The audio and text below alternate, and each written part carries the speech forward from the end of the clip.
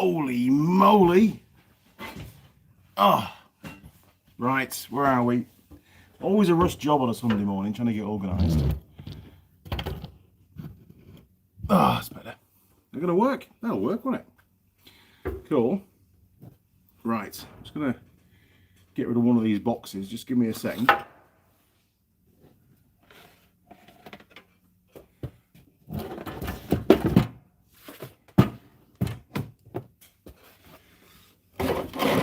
Oh, that's better. A bit too high it was. Right, we've got a few on. Just bear with me, crew. How's the audio? Any good? Did you get a haircut? Barber John was supposed to come down last Sunday, as you all well know, and he didn't, Jim. He bailed on me. So I sent Barber John a message last night, and he hasn't got back to me. We'd penciled in, well, we'd sort of confirmed today, to be honest, to come down, but I've not managed to organise a Tool Girl. Tool Girl Holly is busy doing a stock take this weekend, so she couldn't come down, and Lily's doing another photo shoot, so that's just the way it is. So I sent a message to John saying, hey, are we still on for tomorrow, or do you want to do it the following Sunday? So I have had a shave. That's what I have done. Look at that. It's not quite baby smooth anymore because it grows back, but I did that for Friday morning because I was doing some filming for my employer, which was quite cool, out on a farm, which was nice. Very, very busy day though. It's crazy. That was on Friday, and then yesterday I drove back down from Auckland with a couple of vehicles on the trailer. Right, it's just getting set up, crew, so bear with me, we're getting there. Very slowly but surely. Oh, we've got 20, is that right? 20 people on already? Wow, look at that. Come on, Mr. Mouse, you can do it.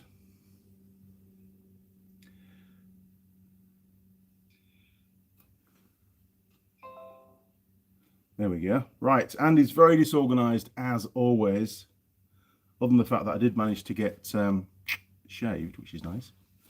Now, let's catch up with the comments first before we run through what I've done this week and what I'm going to do this weekend, basically. So, good morning, Jim. Good to have you on board, matey. As always, Jim's in the house. Adrian Edhouse, audio is fine. Thanks, Adrian. Appreciate that. Roger Heaps, good morning. Good morning, Roger. Good to have you on board. UK Weekend Worship. Good evening from Cornwall, UK. Welcome aboard the UK. And I have been to Cornwall, but only a couple of times. And I made it out just fine. So it was good there. George is in. Hello, Andy. Good morning. Good morning, George. Al Elish. Good afternoon, Andy. Now then, Al, nice to have you around. Clyde. Pretty cool tag name on there, isn't it, Clyde? Hello, sir. Very formal. Hello, Clyde. Right, Brandon Mazurkowitz. Good morning from Maine. Holy moly, everybody's up this morning, aren't they? So, good morning, Brandon. Duke of the Dales. Hi, Andy, looking sharp. Well, not quite, but I had to shave. It was just, I woke up one morning, my hair was out here. The beard was all over the place. There was bits of evening meal still stuck in it. It's just not a good look, is it? So I had an hour. I had 1 hour to shave, which is pretty quick. Well, if you're shaving from a big beard like that, it does take a bit of doing. So I started off with some scissors and started hacking great chunks off. But my trimmers that I have, my electric trimmers are, well, the rechargeable one. It's pretty knackered, to be honest. It's not very good. So I need to get another one. But I've not had time to go shopping. So Kill Switch BB, hey fella, morning Kill Switch, good to have you on board, mate. Jim K, very, very corporate looking in the Andy. I don't know about that, maybe. Yeah, I mean, the boss, he said, Andy, you carry a beard really well, you should keep the beard, but I don't know, I felt old with that beard. I can save it for later on, you know, there's a few years down the line, but the problem is I never get time to shave, so of course it grows back and I lose the sharpness.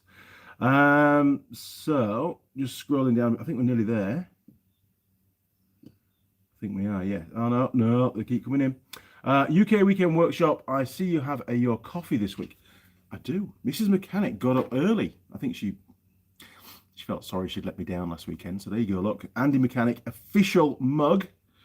And just to let you know that the mugs, in fact, the whole Andy Mechanic logo, I'm not sure if I mentioned this last week or not, but the whole Andy Mechanic logo, you see you've got the YouTube bit really close to the Andy Mechanic. Well, they actually don't like that. There should be a gap between the YouTube logo and my Andy Mechanic text.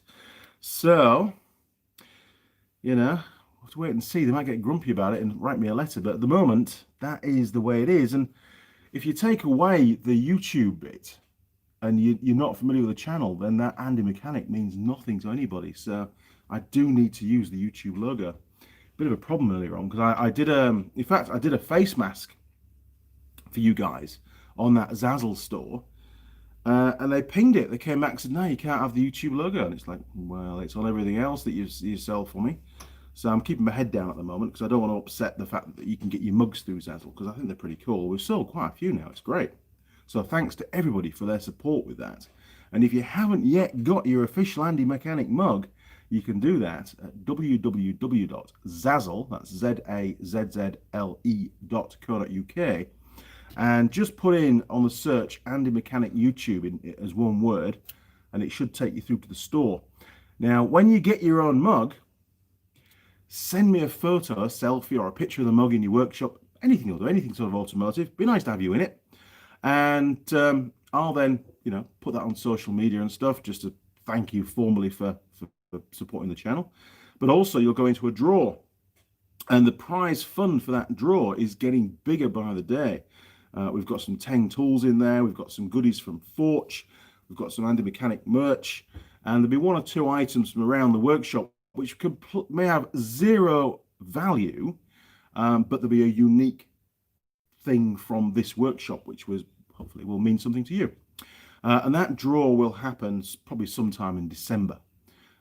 So, you only get to go in the draw, not by buying the mug. You get to go in the draw by sending me the photo via email at andymechanic@live.co.uk. Email's in the description of the normal videos, not the live streams.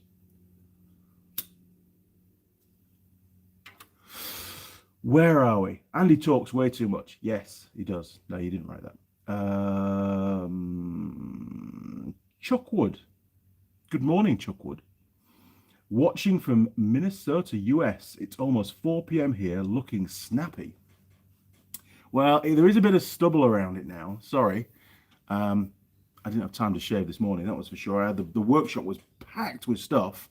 And you might notice that we suddenly have become a bit of a tyre shop. Look at that. We've got a big stack of tyres in the corner for ROVs. So, obviously, they can't stay there. They're going to have to go in the other big shed down the garden. I say big. It's not as big as this, but they're for stock. Good deal. And I'm not one for turning away good deals because they don't come along that often. I won't tell you what I paid for them, but if you're in New Zealand and you need any ROV tyres, flick me an email and we'll see if they're the right size. Because they'll be cheap. Now, and they are brand new, by the way. And they're a Maxxis brand. Joe Smith and Friends Network. He's still trying. Good morning, Joe. Right. Hello, Hero Andy. Oh, my word. That's terrible. I'm nobody's hero. Well, maybe I am. I don't know. But thanks if I am. But I haven't got any superpowers. I know that. Wish I had. Stephen Slamick. Hi, Andy. Good morning, Stephen. Duke of the Dales, are you going to unveil something under that towel behind you? Oh, good point. No, that was for drying my hands on. Look. Ta-da! There's nothing there. It was just literally a towel. It was one that I found, I don't know, I found it somewhere in a box or whatever. And I thought, well, I'll just hang it up and I can use that to clean my hands on. So very, very much an anti-climax there for you. Sorry. Sorry, Duke of the Dales. Nobby Noble is in the shop. Hey up, Andy. Lovely. Hey up, Andy. Lovely here in Yorkshire today. I do miss Yorkshire. I really do. I'm trying to keep up with the comments. Makoa. Looks like you're going full legit. What does that mean? Full legit. Explain. I'm always legit. Oh, here we go. Mocha. More girls, less of the goofy mug on screen. You can have that. I'll show that. That was sort of moderated, but I'll let you have that one. That seems pretty good. Yeah, Tool Girls. So I'm in contact with Tool Girl Holly. She was going to come down today to do the barber video and some other bits and pieces, and we've got another Suzuki farm bike that I needed to help me work through and get up and running, and then she can ride it off road. That's the plan. But John the barber isn't here. Well, not yet. If he turns up, then Holly's not going to be here because I didn't think it was going to happen. So we've put the whole thing off till next weekend, but Holly hasn't yet confirmed, so we'll have to wait and see. Logistics at the moment between work and filming and all the travel around New Zealand is just becoming a nightmare because the schedule keeps shifting around, so you're just going to have to bear with me. The Tool Girls will be back, I can promise you that. L. Arthur, good to see you from Ohio. Wow. So good morning, L. Arthur. I'll just call you Arthur. Good morning, Arthur. Ed Foster, cheers, Andy. Good morning, Ed. Rodney Long Jr., hello from Missouri, USA. And we've got 41 people on board. That's fantastic. So if you just joined, welcome to the Andy Mechanic live stream. I've never said that before. Jim K, do you put the stock 25s on the ROVs? Yes, standard tires, because, and the reason for this is, as you well know, if you increase the size of the tire in height, then of course you up gear the vehicle and put more load on the drivetrain. Basically, everything in the drivetrain has more load because it's higher geared. Not more torque, but more load, as in, you know, it's stress, isn't it? You know, it's not good. It's not good at all. Things like clutches and stuff tend to slip more because there's more resistance to get the vehicle moving initially, which increases wear and tear. Especially if you've got a CVT drive, potentially it puts more stress on the belt as well. Not so good. But if you're off-roading and you need maximum clearance, then you don't have a choice. That's the road you need to go down, and we had that with the little Suzukis where they became really underpowered, and we had to fit the transfer box out of the SJ410 commercial spec, which are pretty rare, and they were lower geared in low ratio. But then you could get rock rolling gears and all sorts for them further down the line, so that solved the problem. Graham McLucky. Good morning, Andy. Good morning, Graham. Good to have you on board, mate. Mike Adams, the Den of Tools. Half asleep. At the Den of Tools. Hello, Andy. Sorry I'm late. I just got back from a cigarette store run. You need a cigarette, don't you?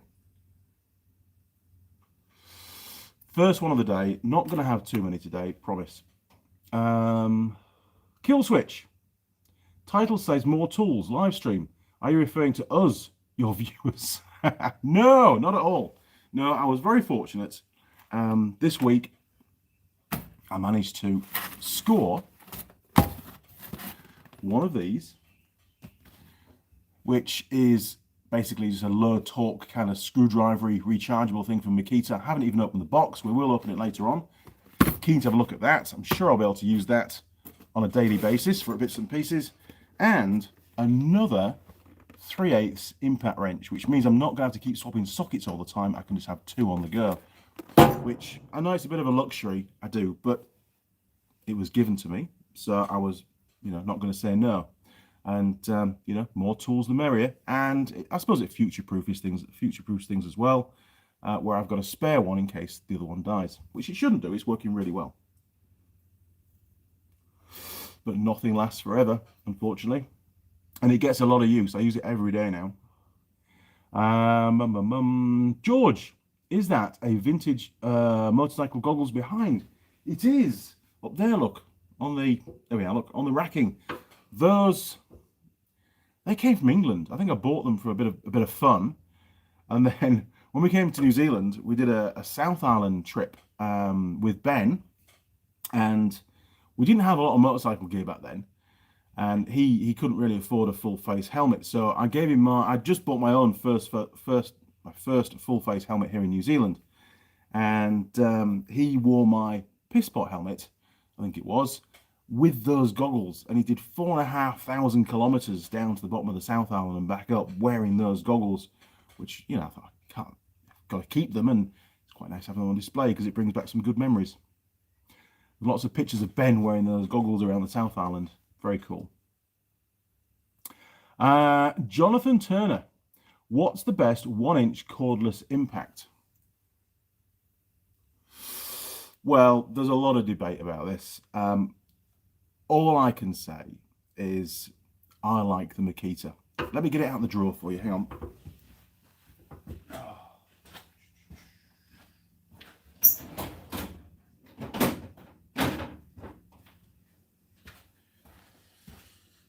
Here we go. Look, you've probably seen the video of me testing this. So we've got this one here. Sorry, this is, you can get this in 1-inch anvil as well, I think. I think you can. No, maybe you can't actually. Maybe it was 1/2 inch and 3/4. Yes, 1/2 inch and 3/4. So not this one. I don't know if Makita make a 1-inch. You caught me out there. Make a 1-inch rechargeable impact wrench. But I mean, that one does. Well, it does. We've proved it. It actually delivers about 1,200 Newton meters if you give it plenty of beans. And to be honest, I've had no problems at all with it. I don't know who makes a 1-inch. Maybe Milwaukee. They're more of an industrial kind of brand, aren't they? So you'll have to just Google it. I don't know. But I go for a trusted brand, that's for sure. And I don't know, maybe Snap-on, Blue Point make them, but they tend to be just rebranded from other manufacturers. So I think you're just paying for the name, to be honest.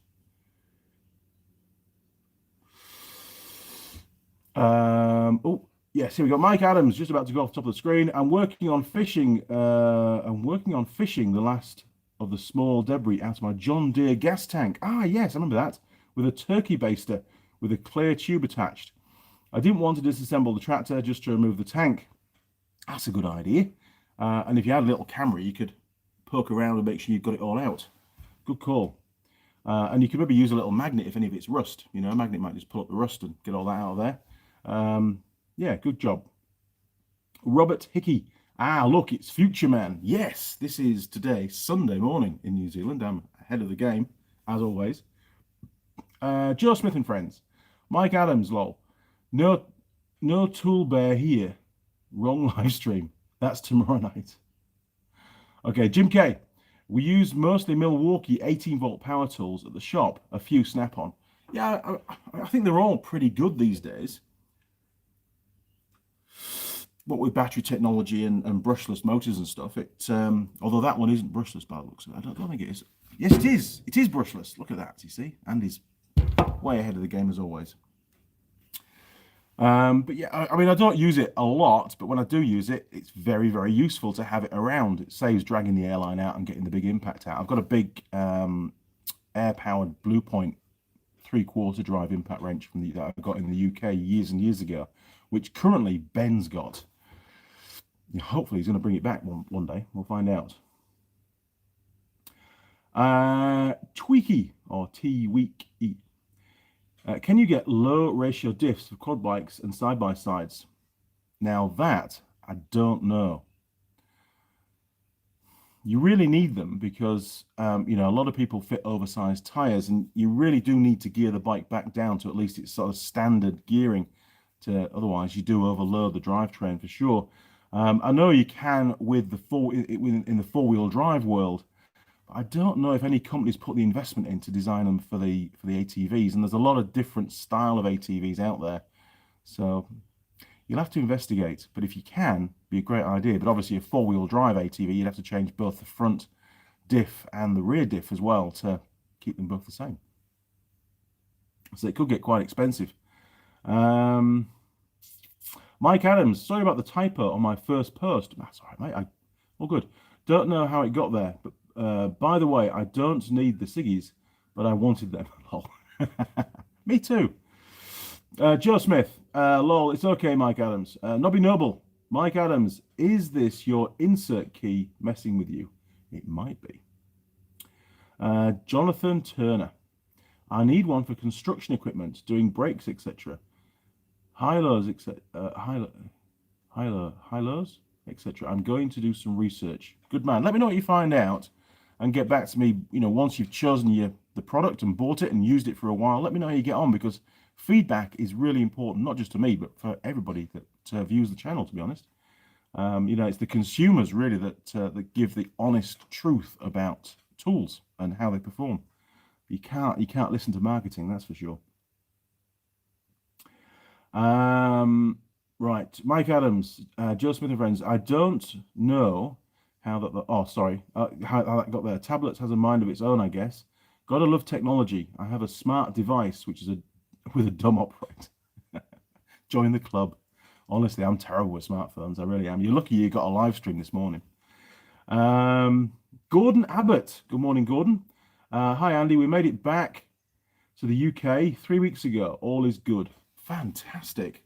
Now, with the UK, tell me, when you arrive back into the UK from another country, do you have to do 14 days quarantine, or do they just let you go in and carry on as normal? Because here, obviously, our borders are closed, and there's been a bit of a glitch in the system this week. You might have heard on the news. We had something like 24 days of no new cases. And then there were two girls, I think it was, that got let into the country, and they should have done the 14 days quarantine, but for whatever reason, I'm not going to go into details, but for whatever reason, they were given permission to leave quarantine early, and it turned out they hadn't even been tested. And of course, one of them had the virus. I think both of them have got it now. And, you know, it became a real embarrassment to the New Zealand government. But in their defense, they already had procedures in place, a huge range of procedures that were ready to jump as soon as they realised, and they got the whole thing ring-fenced, basically. So it is a testament to the New Zealand government. I think Jacinda's done a fantastic job and had a plan B in place when maybe the wrong decision was made down on the coalface, which in this case it certainly was. They should not have left, regardless of the reason. They should not have left that quarantine for the 14 days, and they should obviously have been tested. But shit happens, you know. Jonathan Turner, the pneumatic one is a tank. I bet it is. Nobby Noble, haha. Jim K. I had heard that the Blue Point was very popular outside the USA. Is that true around you? I think it used to be in the UK. I mean, I think I have a little Blue Point 3/8 impact. I think it's in the drawer. I saw it the other day. Hang on.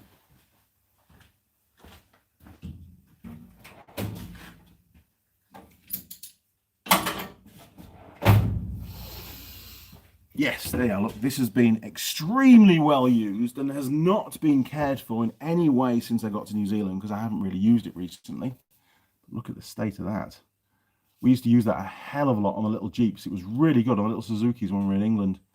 And in actual fact, it needs a new anvil on it. The edges are getting quite sharp. You might be able to see the wear of that. But you know, I am planning to do some videos on air tool maintenance, and this will be one of them. I'll have to get like a reconditioning kit for it, and then we'll do a video on how to recondition your windy gun. But for now, yeah, it's pretty battered, to be honest. Look at the state of it. It's been loved, not. It's been used and abused, that's for sure. And a lot of the staff in the UK used my tools, and yeah, just still turn. Sad, isn't it? I remember buying that brand new and it wasn't cheap. Anyway, such is life. At least I've still got it, and Ben hasn't stolen it yet. Now then. So as regards currently, do I see a lot of Blue Point around New Zealand? No, not really. There's the odd one, but it's not common, that's for sure. Not from what I see anyway. Barney Garron, greetings from Galloway Island. Hi Andy, I know you live in New Zealand, but is that a UK accent coming through? It is. I'm originally from Yorkshire, born in Cumbria and then whisked back to Yorkshire very quickly to become a Yorkshireman, or classed as a Yorkshireman. North Yorkshire. I went down to college in Loughborough, and that did taint my accent slightly. But since then, you know, I've lived in Spain for a while. I've been all over the place. And of course, now that I've been in New Zealand for over 11 years, I do every now and again use one of the Kiwi words, and obviously it does affect my accent. And it's a bit of a shame, but I do my very best to keep it as original as possible for you. And when I'm doing the videos, especially the recorded videos, I try to pronunciate very well, because then that way, you know, people that English is their second language can also try and understand what it is that I'm trying to get across. Joe Smith, Andy Mechanic, Joe Smith and Jeff King from the Den of Tools channel does Sunday night live stream, and Mike Adams hangs out with us there sometimes. I know where you're going with this, and I know you want to get me on the channel, and it will happen. I just don't have the time at the moment. I am really sorry, but we'll definitely get it organised. A UK weekend workshop. In the UK, the two top cordless brands seem to be Milwaukee and DeWalt / Mac Tools. Both do a 3/4 drive, but I think Milwaukee do a 1-inch. I think I've seen an advert for a 1-inch Milwaukee, and to me, they tend to be more of an industrial tool, so that would sort of make sense. Robert Hickey, back in the late 70s, I used to rebuild air tools. I did a jackhammer, that had a 1929 date on it. Well, somebody got their money's worth out of that one, didn't they? That is fantastic. They built tools to last back then, clearly. Jim K, what's the part number on the 3/8 Blue Point Impact? I know a guy that can hook you up. There's a great, oh my God. Well, I imagine the part number should be on the sticker in that little square at the back. Well, actually, and there's even two little rivet holes, look, if you look closely. And the plate has gone. What the hell? I don't know. So if anybody recognises what this is, the model, then do let me know. Flip me an email through with what you think it is, and then we can get a parts kit ordered for it, and we can get it all fixed up. Even if I don't use it very often, it'd be nice to have it fixed. That would be cool. So cheers, Jim. Appreciate that. See what you can come up with. The Salamander 121. Have the crisps arrived yet? No, I did get a notification the other day, but didn't have time. I have got mail in my PO box up in Auckland, but it didn't say there were any parcels, so I don't think they've turned up yet. Unfortunately, global freight at the moment is taking a very long time indeed. Just to get stuff out of Australia is taking 3 to 4 weeks, whereas before it would take 2 to 3 days. It's very, very delayed. I think a lot of it's coming via sea freight, because there's not very many planes flying into New Zealand at the moment. And of course, the cost of air freight is astronomical, because it's in very, very high demand, because there's not many planes. Nobby Noble, must be a Yorkshire thing. I use Teng and Makita, not seen much Blue Point in the UK. Wow, so I mean, when I bought that, it seemed to be more popular, so maybe it's on the decline in the UK, is the old Blue Point. I know it was expensive stuff, and I really did. I think I was a bit slap happy with the old money back then, and I just wanted one I thought was the best. And you know, being associated with Snap-on, I thought, well, it's got to be good, so we'll buy it. And to be fair, it did work very hard for the years that we used it in the UK. And like I say, I think I have used it a little bit here in New Zealand, but not a lot, to be honest, and certainly not for the last few years, and definitely not since I went to the rechargeable tools. Right, where are we now? Oh my word. Hang on, they're all jumping off the top. Just bear with me, people. Joe Smith, I know you will. Just explaining Mike's typo as well. Was all. That's all good, mate. Gordon Abbott, got to London, not a soul in sight at the station all the way to Penzance. Then there was 4 on the flit home, the Isle of Sicily. Wow, so it's really quiet over there. People are staying home. Joe Smith, my show is Fridays. I help Jeff on Sundays. Ah, good man. SE45CX. It's a unique name. Hi, Andy. I have a serious question. I watched your Alternator. I think you pressed the send button before you finished. Well, I know the Alternator video. That was done a couple of years ago, so you'll have to bear with me. Mike Adams, I salvaged the 3/4 drive Earthquake brand. I've heard of that. Air Impact. I'm planning on attempting to rebuild it. Don't know if the gun will be worth it, but it will be a new experience for me. Yeah, I have only rebuilt a few, to be honest. Pulled them apart, given them a clean, you know, re-oiled them, reassembled them, not put new parts in them. Just a service, basically. So it'll be a whole new experience for me as well to actually refurbish an air tool. So we'll learn together on that one. Looking forward to doing that. It's definitely been a video that I wanted to do for a while. I think Eric O did one where he fitted a new anvil to his half-inch drive impact wrench, and that was a great video. We had fun watching that. Duke of the Dales, can you remember what years you were in Loughborough? Well, we can work it out. I was there in 1984 until 1994, Loughborough College Electronics. Right, okay, there may well be some overlap there. So when I started at Loughborough, I would have been 19. So 74. So, yeah, I'll be 19, so it would have been 91. Yeah, 91 to 93 I was there. So you would have been there when I was there. Wow.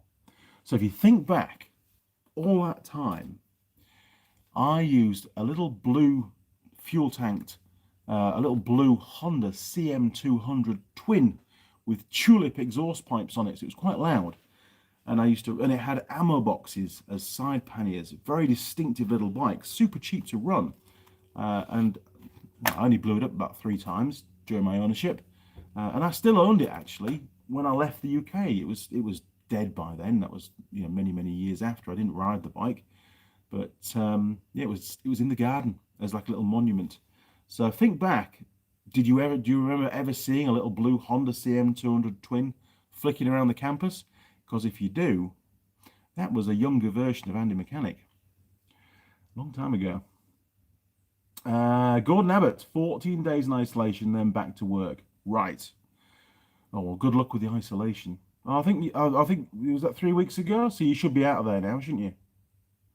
Wow. SE45CX, hi Andy, I have a serious question. I watched your alternator video. Do you have to connect a car battery in order to properly bench test the alternator? If so, why? Yes, you need to energize the field for it to start creating current, because don't forget, the armature, the rotor, has got a winding on it. So until that winding is energized as an electromagnet, which the field strength is varied depending on how much output the alternator needs to give, it's just going to be a bunch of wires spinning around. It needs to be energized to become a magnet, to create those that field of magnetic flux to induce current into the stator. That's the outside winding. So yes, you do definitely. And right, so I think that answers that question. There you go. Hopefully I've got it right. It's a while. Yes, no, I know I've got it right. I know.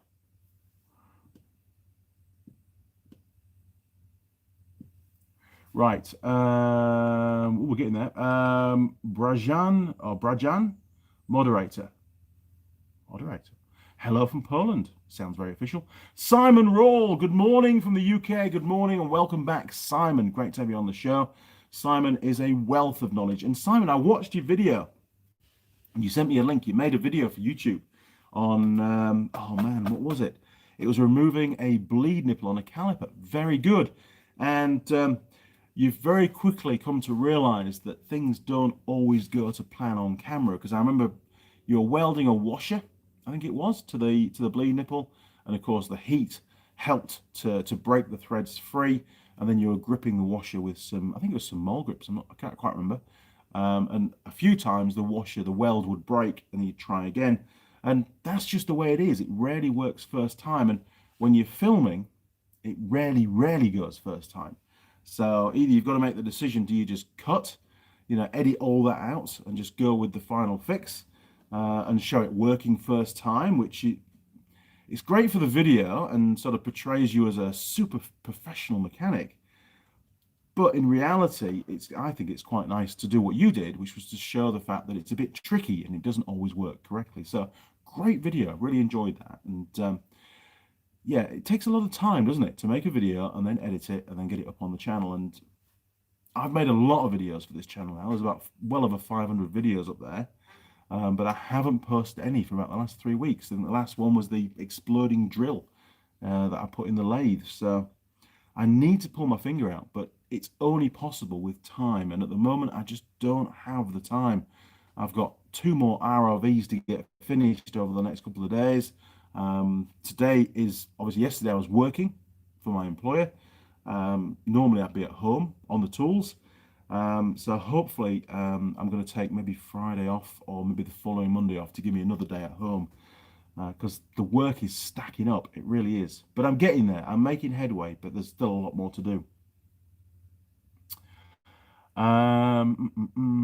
Right, where are we now? SE45CX. Thanks, man. Now I know what I need to do tomorrow. You do. Brajan, show this equipment and when will the grinder test? And hang on, just jump. Sorry. Show this equipment and when will the grinder test, because it was a Bosch drill. Explain. Sorry, I don't get that. We've gone to it. You want me to test a grinder? The only grinder I've got that I need to fix again for the second time is my little rechargeable Makita grinder. I bought a new one, a brushless one, which I'm using now, but I'd like to get the old one fixed again. So it needs a new set of brushes and stuff, but other than that, it should be fine. Simon, I left it in as the way it is. That's right. Funny thing is, I've done the same job 3 times since Wednesday.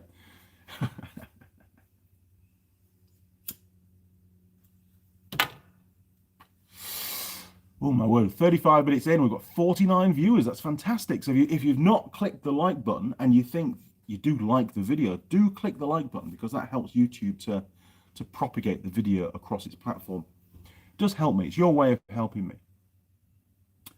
Yeah, it's amazing. I mean, in all honesty, with this servicing on the ROVs, I spend a lot of time, probably a third of the time of the service is the 5 calipers. That's the 4 hydraulic calipers and the handbrake caliper. Just stripping them, cleaning them, inspecting them, putting new parts in, painting the casings as well to cut down on the corrosion, and then reassembling. They look great when they're done, but it takes a lot of time and it needs to be done. And I picked one up on Thursday. This is another one of those surf club vehicles. And it's one that I've been servicing for a few years. And this particular surf club runs 3 of the same ROV. And they got a new one back in November last year. So the oldest one came off the fleet and it actually got parked in a barn. Normally they'd sell them straight on, which is what they need to do. I don't know the story behind it, but for some reason it ended up in a barn. And I'd finished servicing their 3 that are being used at the moment. And they said, hey, can you go and collect this one out of the barn? We want to get it sold, but we don't know if it runs and stuff. And I got to it, and it had been stood, so November to now, what, 6, 7 months? Been stood 6 or 7 months, not started. Started first time. I was very, very impressed. Then I came to press the throttle down, and the throttle stuck wide open. So, of course, I had to turn it off straight away. And you can't drive the vehicle like that because you can't get it into gear. It would destroy the dogs on the gear selector inside the gearbox. So I had to get it on the trailer dead. And but no, I was really impressed when we came to tow the vehicle out on a strap to get it on the trailer. The brakes were not binding. The brakes were fine. I could push it around on the trailer by hand, which is not normally the case. So it definitely proved to me that doing the work on the brakes, the way that I do it, works. Even the handbrake worked, which is like almost unheard of on one of those when they've been working on the beach. And it had been working on the beach for a while, and it didn't get serviced before it got put in the barn. So I was expecting it to be all corroded up and the brakes binding on, but they weren't. So I was a happy chap. Just shows putting the effort in, and the painting of the calipers and stuff as well, which stops the corrosion, does make a difference. Duke of the Dales. I don't remember seeing it, but would remember hearing it. I had a Kawasaki KR1 250cc 2-stroke at the time. Nice to know we must have passed each other in the town. I bet we did. Yeah, wow. That was a nice bike.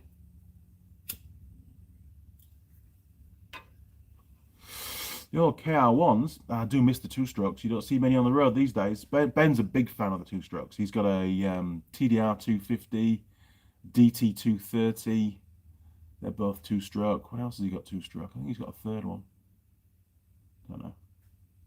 Now he loves his two strokes. Oh, he's got a load of RD 250 and 350 engine parts as well, and he's going to be building an RD or RZ, I think they call them in the States, RD 250 bottom end with aftermarket Banshee pistons and cylinders.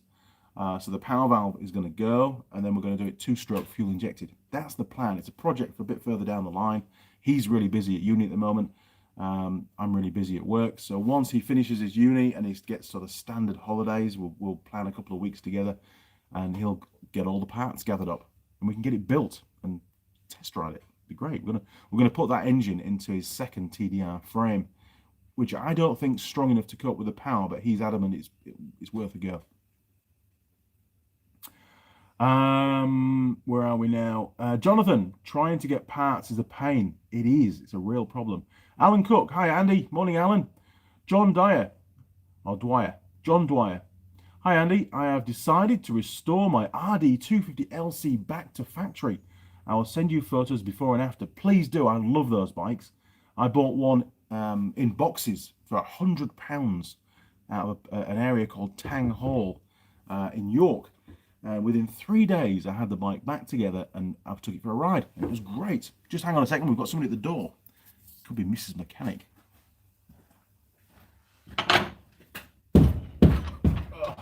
What have we got? Oh my word. A pie. Thanks, honey.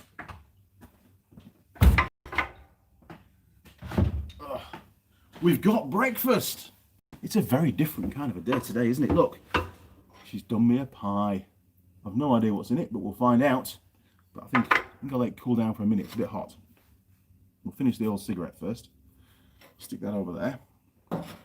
So yes, RD250LC. Send me the pictures. Very, very keen. And flick them through on an email. andymechanic@live.co.uk. Jim K. What are you going to do on today? I have plenty of work on tomorrow morning. I have a wet clutch to replace. I got everything. Housing, one-way clutch, one-way bearing and clutch. Yeah, it's not too bad a job. If it's on the vehicle type that I think it's going to be on, then on the ones that I do, I did one of those, and I did actually make a video of it, but it's not public, obviously. Probably took me 3 hours, maybe 4, because I was filming it. Yeah, probably about 4 hours because I was filming. And don't forget the retaining nut for the carrier is left-hand thread, and it's a very high torque, so you'll need a torque wrench that you can set the torque on a left-hand thread before you start the job.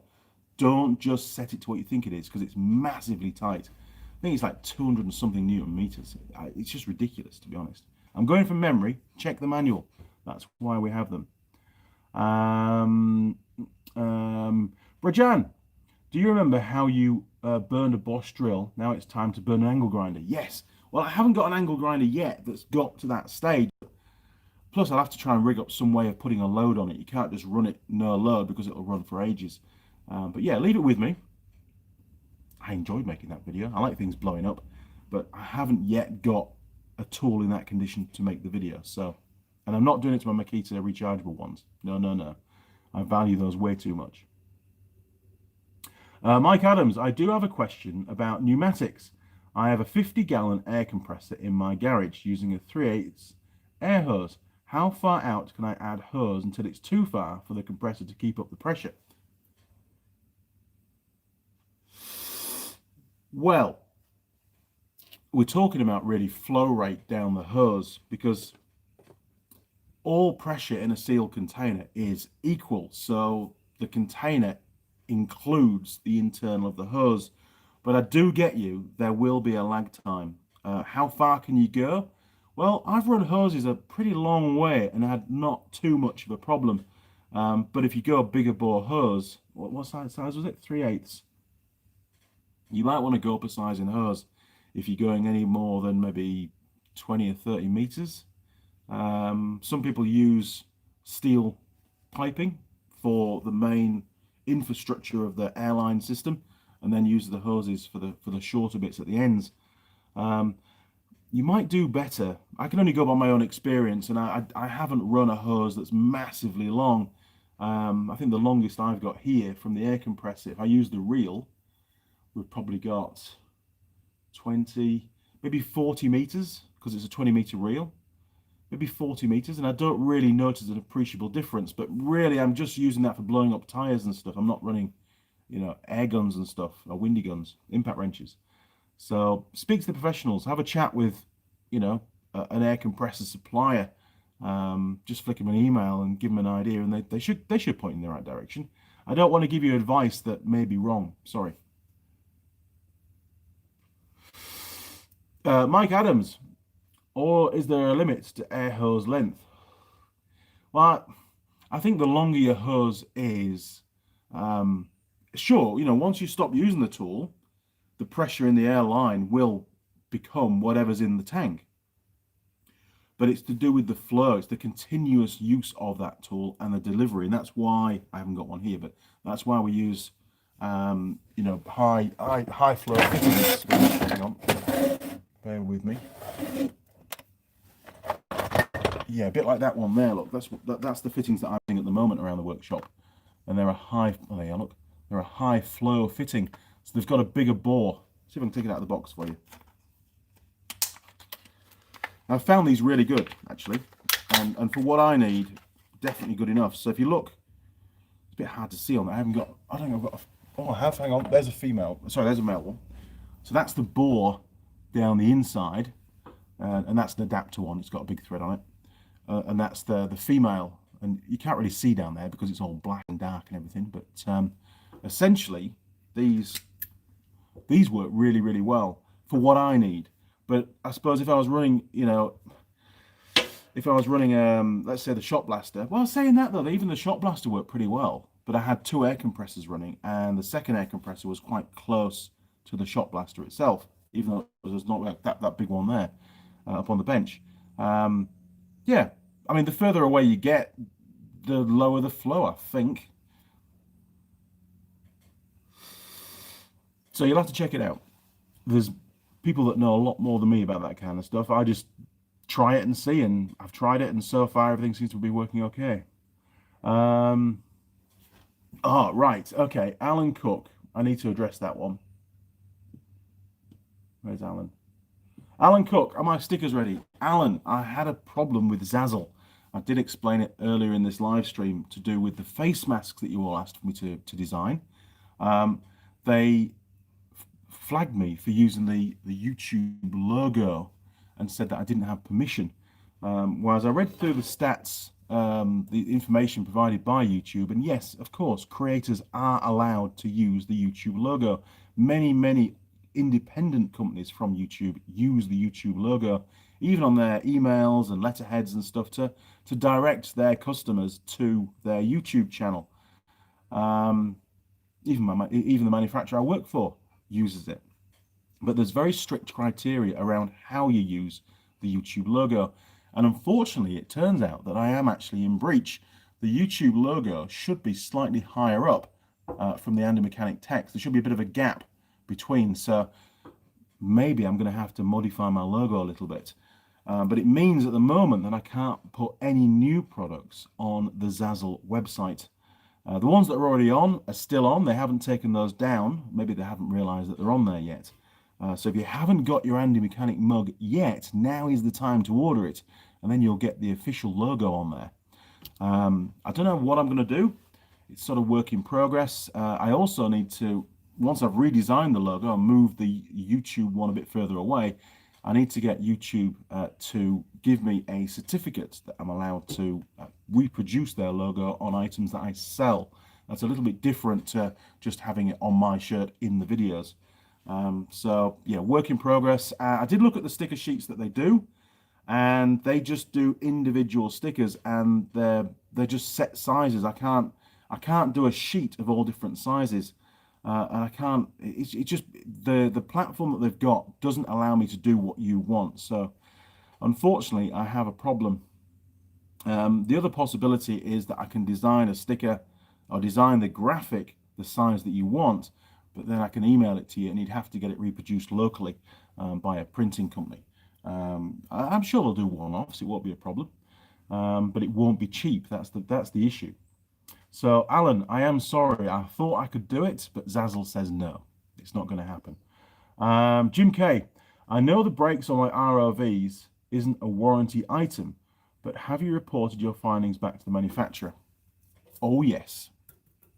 Yes, but to be fair, without talking too specifically about the brand, these ROVs operate in a very, very harsh environment, i.e. on the beach, and they go into the sea to launch the jet skis and the RRBs, RIBs, the ribs, the little boats they use, the inflatables. So, you know, corrosion is a huge problem, but very specific to that kind of usage. The same ROV used on a farm, not a problem. They don't have the same issues. I always clean up and paint the pad carrier as well as the caliper around where the pistons are, because too much corrosion and the aluminium gets eaten away and the dust seals pop out. And as soon as that happens and you get a little bit of a blip of a dust seal sticking out, then you lose the piston retraction and the brakes bind on. And that's the same for any caliper. It's not just specific to that particular brand. But yes, I have reported it back, but unfortunately, the number of units that are sold into that particular application are so small compared to all the other markets that they go into that it's just not worth them retooling and changing the design. That's the impression I get. So there you are, Jim. Joe Smith, Mike Adams, 1,000 feet maybe, depending on tool using, further than you'll ever need. Great. You could go around the garden a few times at that. Right, pie time.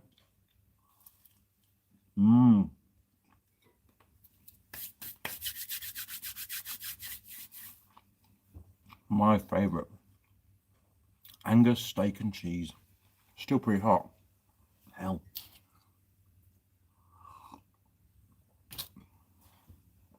T-Week. Mike, depends on flow required.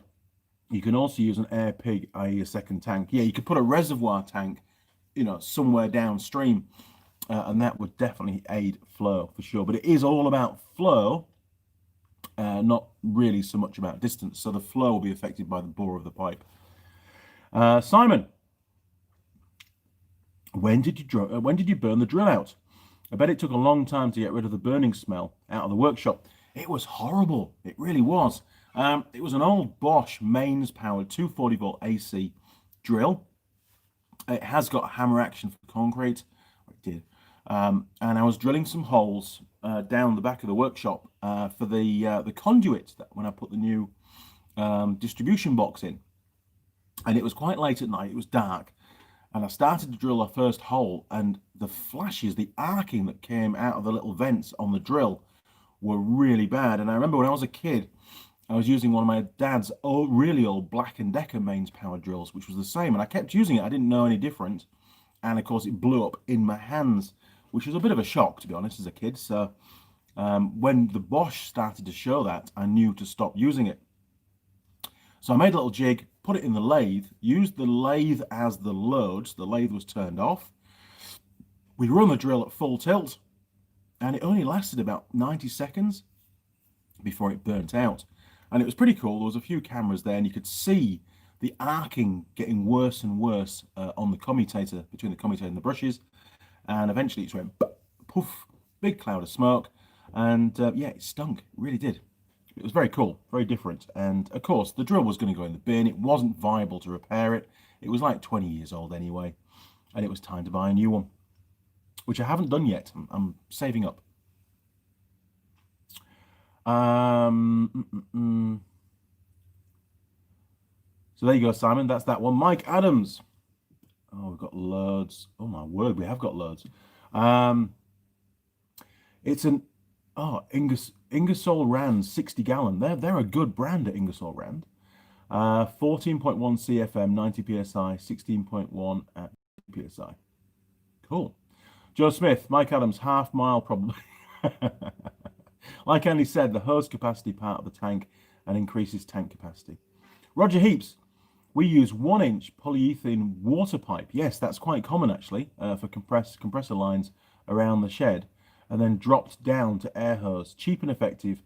They're rated for over 120 psi, so it should be fine. I mean, that is a really simple way of doing it. And being the water pipe, you've got a bit of flexibility rather than using steel pipe.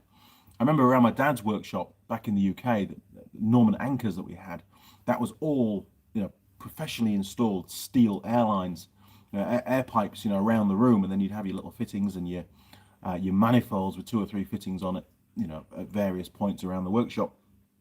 Expensive to install, but lasted for years. We never had any problems at all. But from as a cheaper alternative, yeah, I think the water pipe idea is great, and I probably will revisit my airline stuff. I wanted to get it in so I could get operational, but I might redo it at some point, and may well use that water pipe. Sounds a good idea.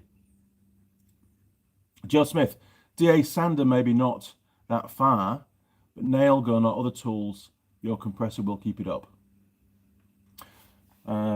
Yeah, so you've got to look at the air consumption of your tool, basically. If you're using a really big impact wrench, like that big Blue Point one that I have, that uses so much air, it's unbelievable. So you need a really good supply for it to work to its maximum.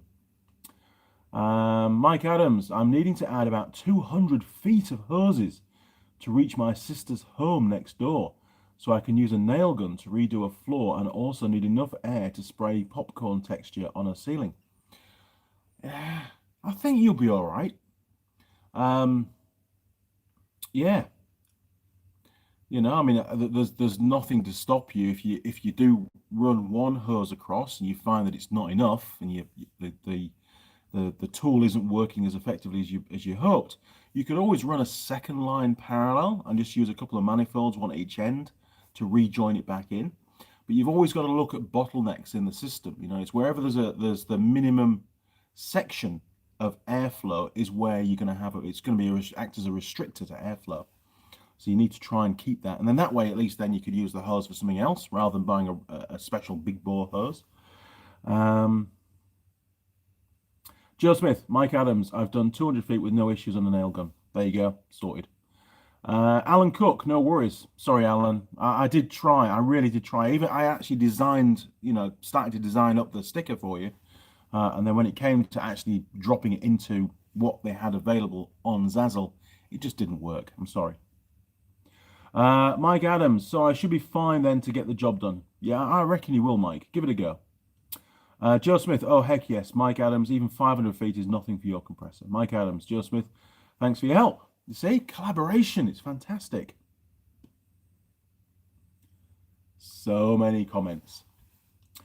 Mike Adams, the coupler is going to be the only restriction. Use V-style couplers, or better yet, screw hoses to each other directly. That's right, if you're just joining hose, you don't have to use, wherever it's gone, this stuff. You could just use a piece of steel pipe, couple of or maybe double hose clips at either side.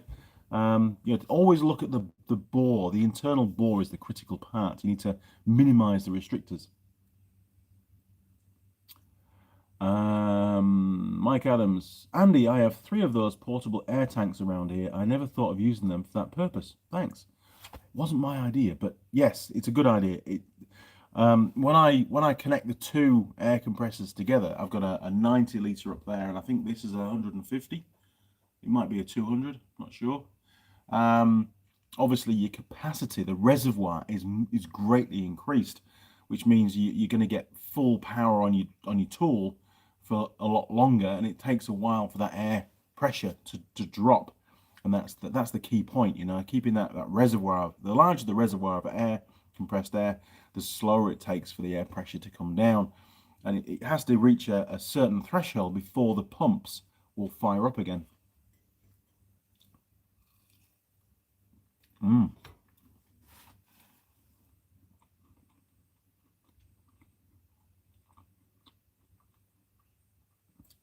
Mike Adams, if you have any issues, that is, one, my hose reel is 100 foot and I've added 50 more feet to it.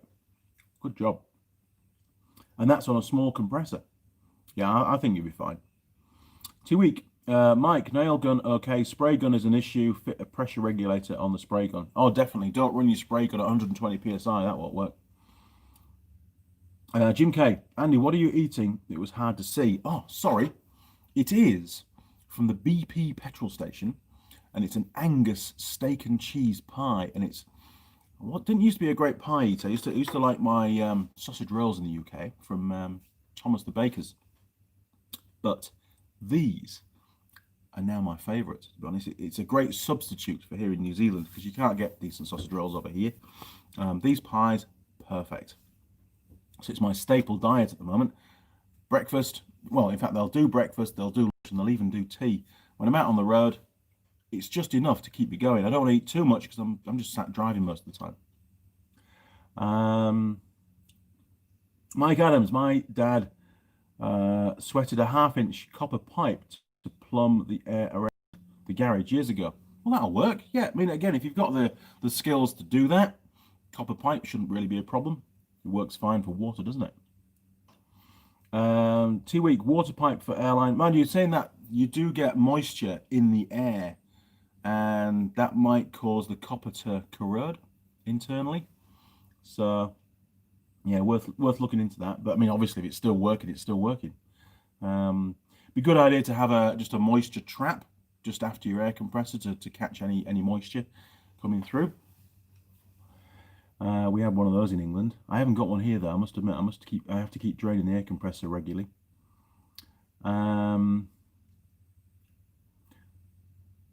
Water pipe for airline is okay if the medium density plastic, not the usual low density. Right, I'll bear that in mind. Joe Smith and friends, Mike Allen's black iron is better airline than copper. Yeah, I think we used, from the ones that I've seen, they've been like a galvanized coated pipe. You know, so that works pretty well, and you can get all the nice fittings to hold it to the wall and stuff, all the little steel or cast brackets, but it's not cheap. It does get expensive. N13 LDO, good Saturday evening from Eaglesham, Scotland, smiley face. Well, good evening, good to have you on board. Mike Adams, so the extra small tanks in between the 50-foot sections should help keep the air volume up to operate the tools. Yeah, it's basically moving your reservoir closer to where you're using your tools, so you're going to get that punch. That's how I see it. T-Week, fit a pressure regulator on the spray gun instead of the compressor. That will account for pressure drop due to the hose. Good call. But in theory, the pressure, once you stop using the tool, the pressure in the tank and throughout the whole of the hose should equalize. It's only once you start to flow the air down the pipe that the restriction causes a problem, and yes, you will get potentially a drop in pressure. Joe Smith, never use PVC for compressed air. You get a bomb waiting to blow. Okay, good to know. Is that all of them? Oh, we're there. I've caught up. George, will it affect a 150cc Honda engine by using 2040 oil instead of 10W50? Well, it's a thicker oil for sure. It depends on the operating environment, how hot it is outside as well. 10W30 oil is going to give far better lubrication when you first start the engine up as well from cold. So I'd be tempted to stick with what the manufacturer says and put your 10W30 in there. I know 2050 oil is pretty gloopy. We used to use that in the little Suzukis once they started to burn oil, and it would help to reduce the amount of oil that they burn because it was a lot thicker. So you got less bypass past the piston rings and past the valve stem oil seals, which were pretty knackered at that point. I think you should stay with 10W30, to be honest. Right, pie time.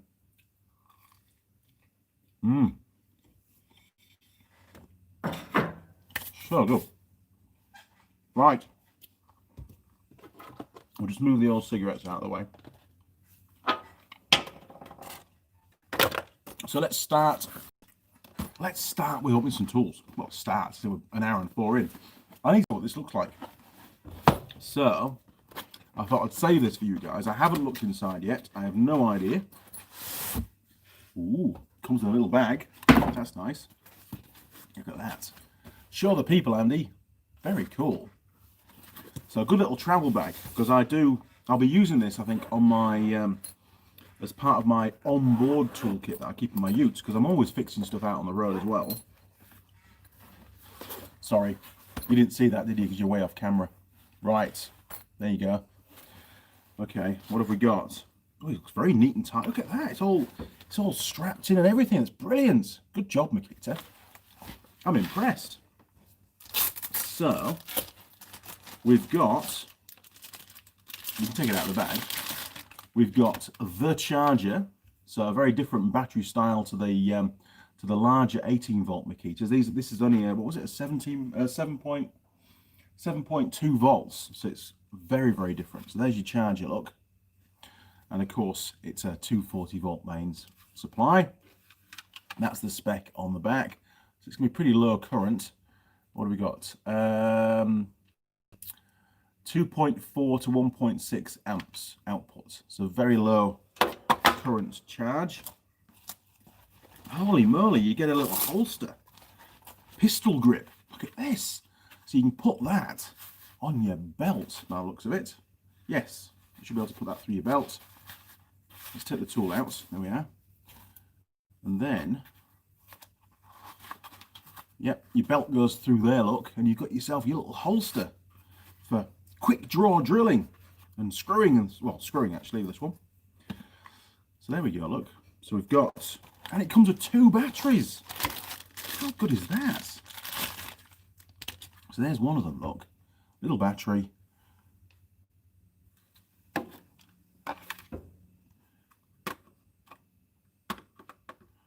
Don't know how that fits in there. There we are, look. So it goes in that way. Hey, I've got to read the instructions. There's 2 ways the battery can go into the charger. Look, it'll go in that way, and it'll go in that way. Wow. What difference does that make? I don't know. Maybe that's... Oh, it's got plus and minus on it. You don't get it the wrong way around. Well, that's minus. I think that's correct. But I need to read the instructions because I just don't know. That's what instructions are for. So we've got a second battery, which is pretty cool. I wasn't expecting 2 batteries in there. So, I mean, they're only small. They won't last forever. But I suppose the tool doesn't use a heap of current. So, obviously, it can only go in one way, which is that way. Is it going to work? Unlock. Oh, yes. Look at that. Bloody good. Yeah, I like that. And you can adjust it so you can have, you know, get down little holes and stuff. Oh, that's a cool shot. Look at that. There's a thumbnail right there for you. In fact, it would need to be that way because it's backwards on the camera. Right, so we've got, there's your specs. Brilliant. And of course, forwards and backwards is done by that little switch. I'm impressed. I really am. So there you go. That's that one anyway. And I'll let you know how I'll get on with this. And I think that's definitely going to go in my field service kit because that would save a bit of time taking bits and pieces out. I'll have to have an experiment and see what kind of torque it's got on it and stuff. See what things I can use it for. So I'll put that over there. If you've got one of these, tell me all about it because it's, you know, it's new to me. I've not had one before. I think years and years ago I had like a little Bosch rechargeable screwdriver thing. But it didn't last very long, to be honest. Right, a bit of coffee.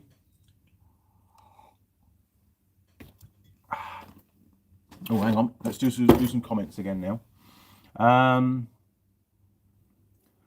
Mike Adams, thanks guys for the air supply information. Hey, no problem. Hopefully I've given you a little bit of advice, but I think the viewers have given you a lot more, to be honest. Especially Joe. Joe's on it. He really is. Duke of the Dales. It is one way a fast charge. Now that is a question for the instructions. Let's have a look. Look, instructions. Let's find out, because if I don't find out now, I'll never find out. Bear with me.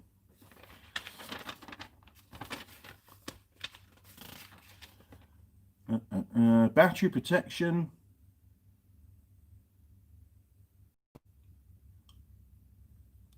Charging. No, I want to know about charging. Charging's the important stuff. Hang on a minute. Bear with me. Am I missing a page? What's going on? Yes, I am. Here we go. Tips for maintaining max battery life.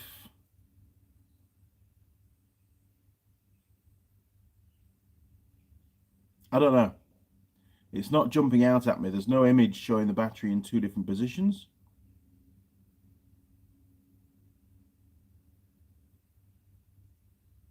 No.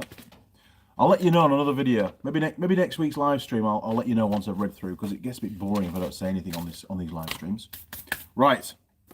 Now, where were we? Is it a multi-use charger? I don't know yet. We'll find out. I mean, that battery definitely fits in both ways, physically anyway. Simon, can you get some JIS bits for the screwdriver? Oh, he loves his Japanese bits. I am working on that. I do need to get at least a set of screwdrivers. If you can get screwdriver, which I know you can, I'm sure you can get bits for them because it's a standard bit fitment on there, so it should work. So I will dig around and see what I can order. Jonathan Turner, check out the Milwaukee M12 line. They're pretty good. I'd recommend them. The problem is, once you've chosen a particular brand of rechargeable power tool, in this case for me it's Makita, and I've had Makita for years, you tend to stick with that one brand because then you can share the batteries around. And I did, part of this is I did get 2 more brand new batteries. Look at this. So these are the 3 amp hour batteries. So I got 2 more of those. And there is occasions, I have 4 that work really well, which are essentially new. I think the oldest 2 are about a year old now. I do get to the point where sometimes, especially if I'm using the rechargeable angle grinder, that tends to chew through the batteries pretty quick. I do end up sometimes having to wait for a battery to recharge. I have 2 chargers up on the wall, both are the fast charger variety. I know I shouldn't use fast chargers, but otherwise I won't get all my work done. So it does come at a price. The batteries don't last as long, as in longevity. You know, they're gonna fail. They won't last as many years, is what I'm trying to say. It's not that they go flat quicker. They just won't physically last as long because you're fast charging all the time. Far better to trickle charge if you can. But again, I won't leave the batteries on charge overnight in the workshop because I turn all the power off. At the mains, turn it off, workshop is dead. No possible chance of a fire, because that scares me. Right, so we've got here the other little 3/8 impact wrench, and it's brushless again. It's exactly the same as my other one, I think, by the looks of it. DTW 180 it is. So there you go, that's the spec. And now I have 2 of these, so I'm really chuffed. Let's see if these batteries have got any charge in them at all. They should have.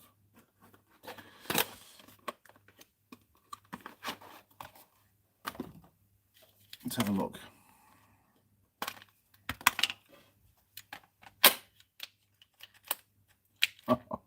It's flat. Oh, where's Torchy? Torchy's got a battery in. Hang on. This was a brilliant buy. It was like 50 bucks without a battery, obviously. And I use Torchy all the time. Oh, look at that. Fantastic. And I like the little torch on there as well, the little LED light. That's very, very useful. And sometimes sometimes I just blip the trigger without actually turning the anvil, and it energizes the torch. Then you can see what you're doing, get lined up, and away you go. So it's a very cool idea putting a torch on there, and that's pretty standard now. You know, on all rechargeable power tools. It's cool.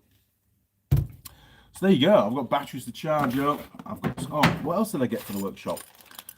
I got some more, because I'm always running out of storage and boxes for putting components in when I'm working on these ROVs. So I bought some more of these little boxes, and they're actually really durable, very strong. I'm sure they're made from like a recycled plastic, and they only cost, I think these are about $6 New Zealand each, but you can actually go directly to the manufacturer. They're in Auckland, and you can buy a pack of 10, which I imagine is going to be cheaper if you're buying direct, or you could even buy a whole pallet load. You get 150 of these on a pallet.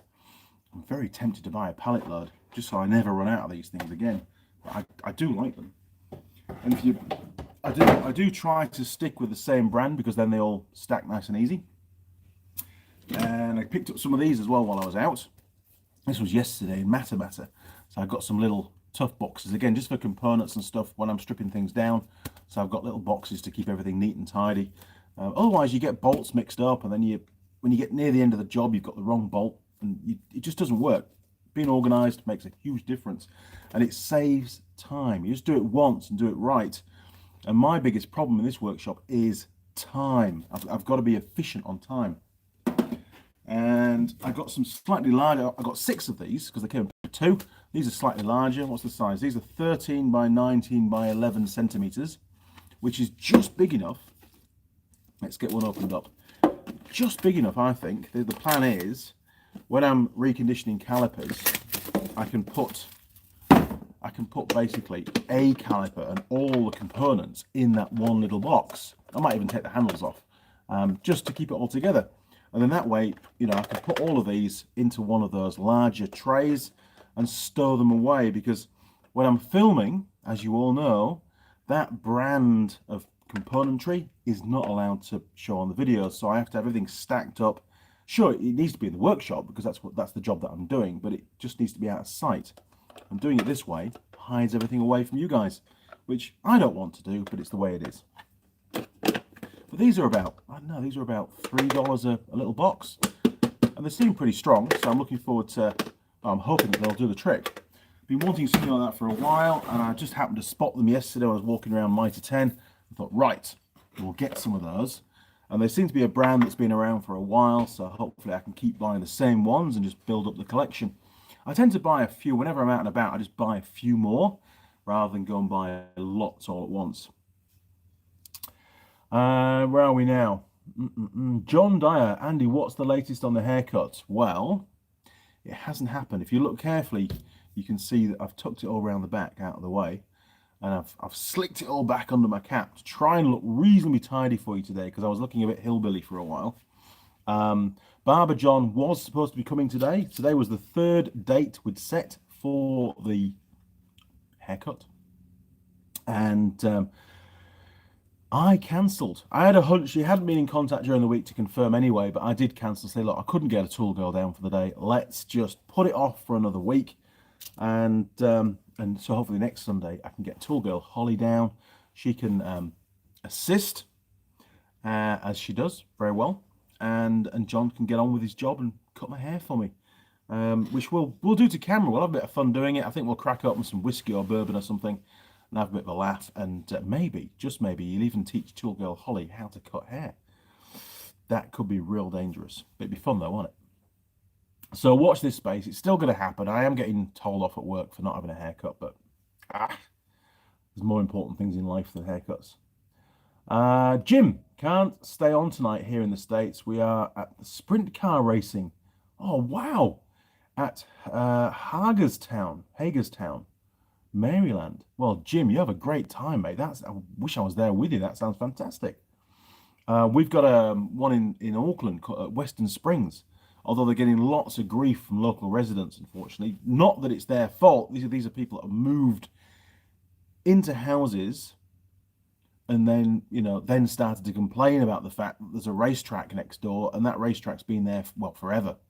There should be a law against that kind of stuff. If you're buying a house next to a racetrack, it's pretty obvious you're buying a house next to a racetrack, and it's going to be noisy. So putting in a noise complaint should just be like, mate, you bought the house, you went in eyes wide open, suck it up. But unfortunately, as happens many times around the world, you hear of these wonderful racetracks and other venues having to close down because of complaints from people that have only lived there for maybe a year or so. Ridiculous. Jim K, that's a great looking impact. It is. It's actually pretty cool. I mean, I've got one already, and it's very, very good, and I'm very chuffed to have another one. I definitely wouldn't have gone out and bought another one, but to have 2 of the same means I don't have to keep swapping sockets around. I use 10mm and 12mm quite a lot on these ROVs, so just having the 2 impacts, brilliant. I'm lazy, obviously. Jim K, Andy, are you a father? Here in the USA, Sunday is Father's Day. Happy Father's Day to all the fathers. Cheers, Jim. I am. Yeah, I've got 3 kids. Benjamin is the eldest. He is, now God, he's going to kill me now. Ben is, I think, 24. I think he'll be 25 this year. Soon, actually. And then I've got 2 daughters. Charlotte's the eldest. She lives over in Canada. And we've got Eloise, who's also living in Auckland. So yeah, a father of 3. I do feel very old. But they're great kids, and they're pretty much self-contained now. They all do their own thing, and I see them every now and again. They do okay. They're not like some kids that are always asking for money, which is nice. Ben's a very hard worker. He earns his own money. He's at uni as well at the moment, studying. I think he's on his last year of he's doing computer programming, believe it or not, coding they call it, and he's doing it. He finds it very difficult because he's not that good at mathematics and stuff and equations, which is what it's all about with coding. And he does have dyslexia, which he's completely open about. It's not his fault. It's just the way it is. So he has to really focus on what he's doing. It's easy to, when you're doing coding, to get things the wrong way around. But he does enjoy it, and he does see a future in it as employment. And it's not working on the tools. He's doing something very different to what his dad has done all his life. And I'm very proud of him. Charlotte's over in Canada. She's studying to be a vet, which is great. And Eloise is studying to be a journalist, an environmental journalist, which I'm, again, very proud of. And New Zealand's a great place to do that in. So there you go. Thank you very much, Jim. I appreciate that. So if I was in the USA, it's Sunday here already, so it's Father's Day to me. I appreciate that. Mike Adams, those look like some smart storage boxes. Yeah, I thought so. I mean, I'm only going to be using them for putting the components in while I clean them up and stuff, so they're going to get a bit grubby. That's just the way it is. Up until now, I just use like old 1 litre ice cream cartons, or 2 litre, are they? They're just the square standard ice cream cartons. Throw the lid away and use that. But recently I cut a lot of those up to fit to use for nuts and bolts and stuff in my nuts and bolts store when I was Mrs. Mechanic was sorting everything out. So then I didn't have any, so had to sort something out with that, and I think they're going to work really well. Off-road fan, hi Andy, the Makita charger can be used for 7.2 volts and 10.8 volt batteries. The correct position to insert the battery is shown in the picture on top of the charger. Now, don't I feel like an idiot? Let's have another little look.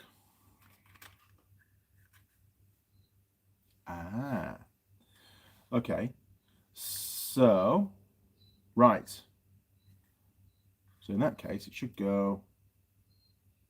Oh, that doesn't make any sense. So the 7.2 should go vertically, like that. There you go. And then the 10.8 is more of an oval-shaped battery. It's obviously got 3 cells in it, and that takes up the majority of the connector. So that's the correct way for the 7.2. Appreciate that. Yeah, so minus to minus. Good job. And you can't put it in the wrong way around because it's got some little lugs on it, so it has to go in that way. Perfect, you see? Thanks, viewers. Keep me on the straight and narrow. Cheers, Roger.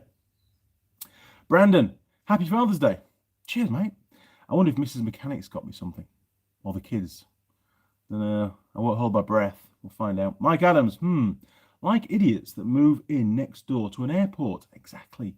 Then complain about the noise from the planes. God, it's great. Beer is good and people are crazy. They are. They really are. When we had the off-road driving centre, we had back in the UK, ran it for about 15 years. Well, I owned it for 15 years and ran it. We had a lady, a really old lady actually, was living in what was the old schoolhouse. The school was just over the road. Very quaint little building. They had like 12 pupils. It was a really rural school. And then the school mistress would live in the schoolhouse.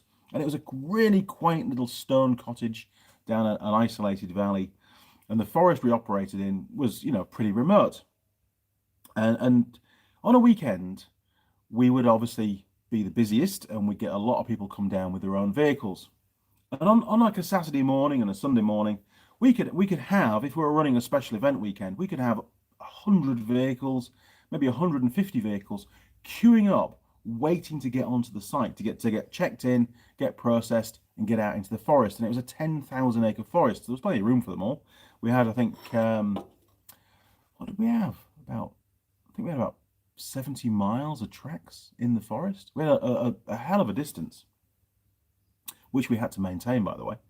And so in the morning, these vehicles would start to arrive about 8:30. The site would open at 9:30, which was the earliest we were allowed to open. So all these vehicles would queue up outside. And the old lady, unfortunately, I think she sold up. She went to go and live with her daughter because she was getting old, really old. And they sold up, and a woman, I've forgotten her name now. Seriously, I've forgotten her name. She moved in with a family, and it turned out she was a lawyer, a solicitor, and she'd viewed the house during the week when the site was closed. You know, she obviously completely ignored all the big signage along the road towards her house that portrayed the off-road driving centre that we had. And she'd done clearly no research either. But she got to the house, viewed it, nice and quaint, lovely and quiet. You could hear all the birds tweeting and that kind of thing. And then she moved in.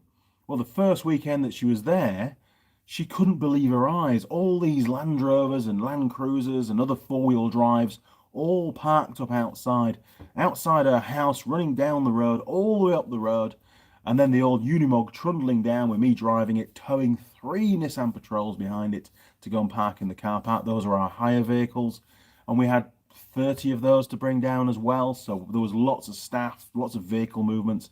It was busy, really, really busy. And it didn't take long for her to put in a complaint with the national parks that we should have our planning permission terminated. And obviously I was very concerned. And being a solicitor, she had friends in high places, and she rallied around and tried to get some support to have us shut down. And fortunately, after an awful lot of effort on our part and expense, she lost. She did. And how happy did that make me? You know? And then she continued to live there, but she had to just put up with the fact that there was hundreds of vehicles thundering past her house every weekend. And then they started to fell the forest, chop the trees down. So during the week, there were hundreds of logging trucks thundering past her house. How happy was I? She still lived there, but we did not get on, obviously. And in actual fact, her little dog kept coming up to the car park to see what was going on. And we did feed it little tidbits and pieces, you know, look after the animals. And that made her even more mad. I just said to her, well, you need to control your dog because there's a good chance it might get run over. Anyway, another story. So where are we? Mike Adams again, off-road fan. Don't you know the rules? What all else fails? Then you read the instructions. Exactly. Jim K. That's a lot of trails you had to take care of. It was. We had it was I wouldn't say a full-time job because I did all sorts of other stuff as well, but there were regular periods, usually at the sort of springtime. We wouldn't do track repairs in the thick of winter because it was just too boggy. But as the land started to dry out, we'd get the old Unimog fired up, and the local quarry would deliver white stone for us around at strategic points around the forest, and I'd trundle in with the Unimog, take the trailer, take the loading shovel on the trailer, and spend a week, maybe 10 days, just loading up the mog with 5 tons of stone, pootling off down one of the tracks, and it had a 3-way tipper on the back, so you could side tip into the rut, so you were only putting stone actually in the rut. So you could do a lot of track repairs with quite a small amount of stone. It was a very cost-effective way of doing it. I enjoyed doing that. It was good fun, actually, getting out and about in the forest and working on your own. And I used to take Ben with me quite a lot. He used to help tremendously. He'd take one of the 4-wheel drive quads, and we had a little trailer on the back of that, which was a tilt trailer, and he'd chuck his shovel in, and he'd go off and do just the localized sort of potholes and stuff, and just shovel the stone in by hand. So, got him working hard. He often reminds me of how hard I used to work him, but he did enjoy it. I know he enjoyed it. He enjoyed being part of the team, and he was only like 13, 14 years old at that time. Off-road fan, Mike Adams. Sorry, unfortunately, I read instructions regularly. Mike Adams, laughing my ass off, obviously. Mike Adams, brag. Will you? Always a private conversation going on. No. I didn't threaten her dog. You maybe misheard me. No. We gave her dog treats because it looked hungry. We were trying to care for the dog and gave it water and stuff. It should have stayed on our property. It shouldn't be moving around. And we didn't take it out on the dog. The dog was a lovely little dog. No, I'm a great fan of dogs. Tom James. Hi, sorry, mates. How much have I missed? Well, you've missed an hour and 29 minutes. Tom, sorry. And I'm halfway through my pie and it's getting cold now.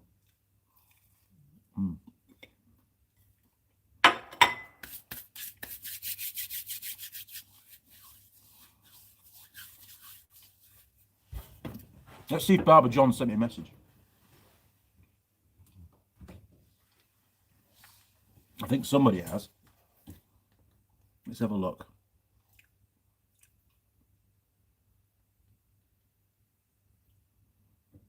Oh, Mrs. Mechanic, do you want sauce with your pie? Sorry, I didn't get that. The pie's already half gone now.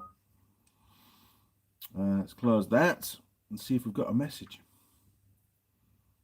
No, Barber John has seen the message from last night, hasn't replied. Hopefully I've not upset him too much. And Tool Girl Holly hasn't got back to me about next Sunday either. Jeez, honestly, my world, it's hard. So, any more questions? Oh, got a few. Duke of the Dales, I'm so pleased you won. Me too. I put a lot of money and effort into building that site up. Tip for anyone buying a house: before you make an offer, visit it at different times of the day. Exactly. And at the weekend. Then you won't be surprised that when the lorry blocks your view. Exactly the point. It was a lovely little cottage, but to be right next to the biggest off-road driving centre in England, in the UK in fact, you know, we provided over 1.2 million off-road driving hours in the first 10 years. That should give you an idea of just how busy we were. I've got a message held for review. Drew Dastardly, you can't say words like that. Okay, so Drew Dastardly, I'm going to censor this. Drew Dastardly says, is that not a meat and potato pie? They have them in New Zealand, lol. There was a few words before that now can't be published. Sorry. It's actually an Angus steak and cheese pie. Look at that. Very cool. It's nice. It's really nice. It's not that hot anymore, but it's nice.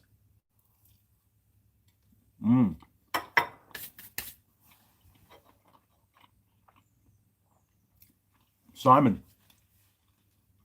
it would have been funny to have taken the dog for a few days off-road driving.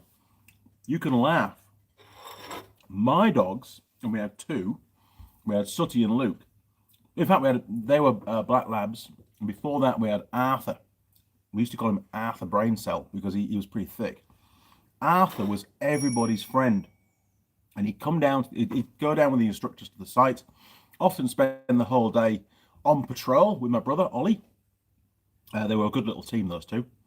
Used to keep Ollie, company all day long, Arthur.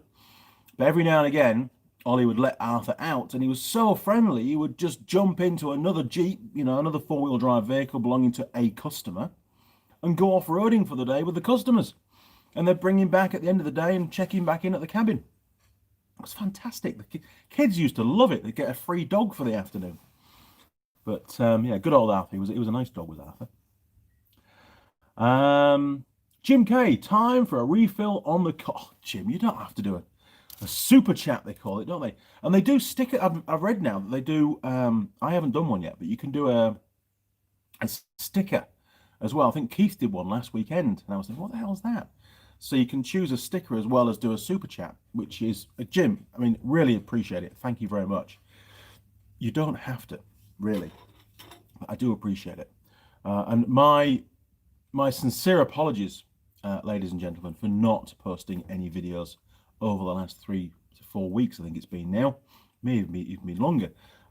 The actual recording videos is proving to be extremely difficult at the moment, time-wise. A live stream is actually a lot easier because it's fun just to talk to you and answer a few of your questions. But of course, there's no editing time involved. It's out there straight away. And that's really all I have time for at the moment.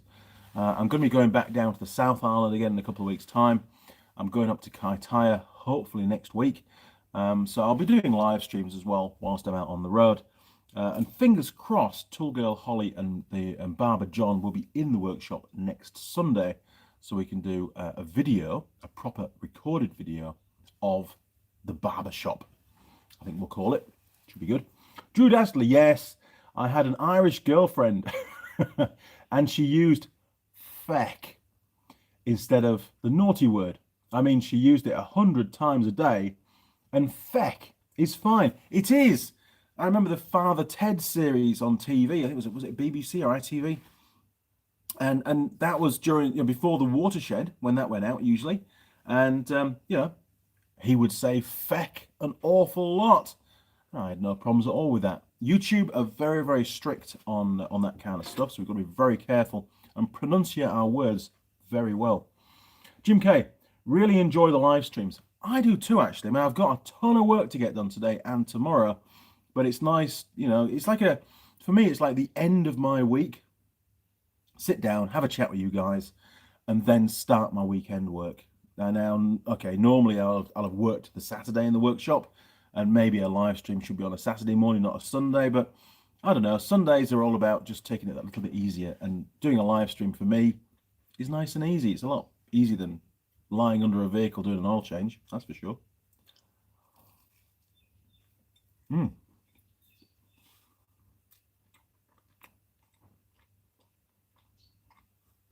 Tom James, I like the live streams. Don't always get to see them live, but catch up on them later. I think the live streams are very much a niche market. It's only a small segment of the Andy Mechanic viewers that do watch them. They only usually get in total about 1,000 views, maybe 1,500 if there's some reasonable content.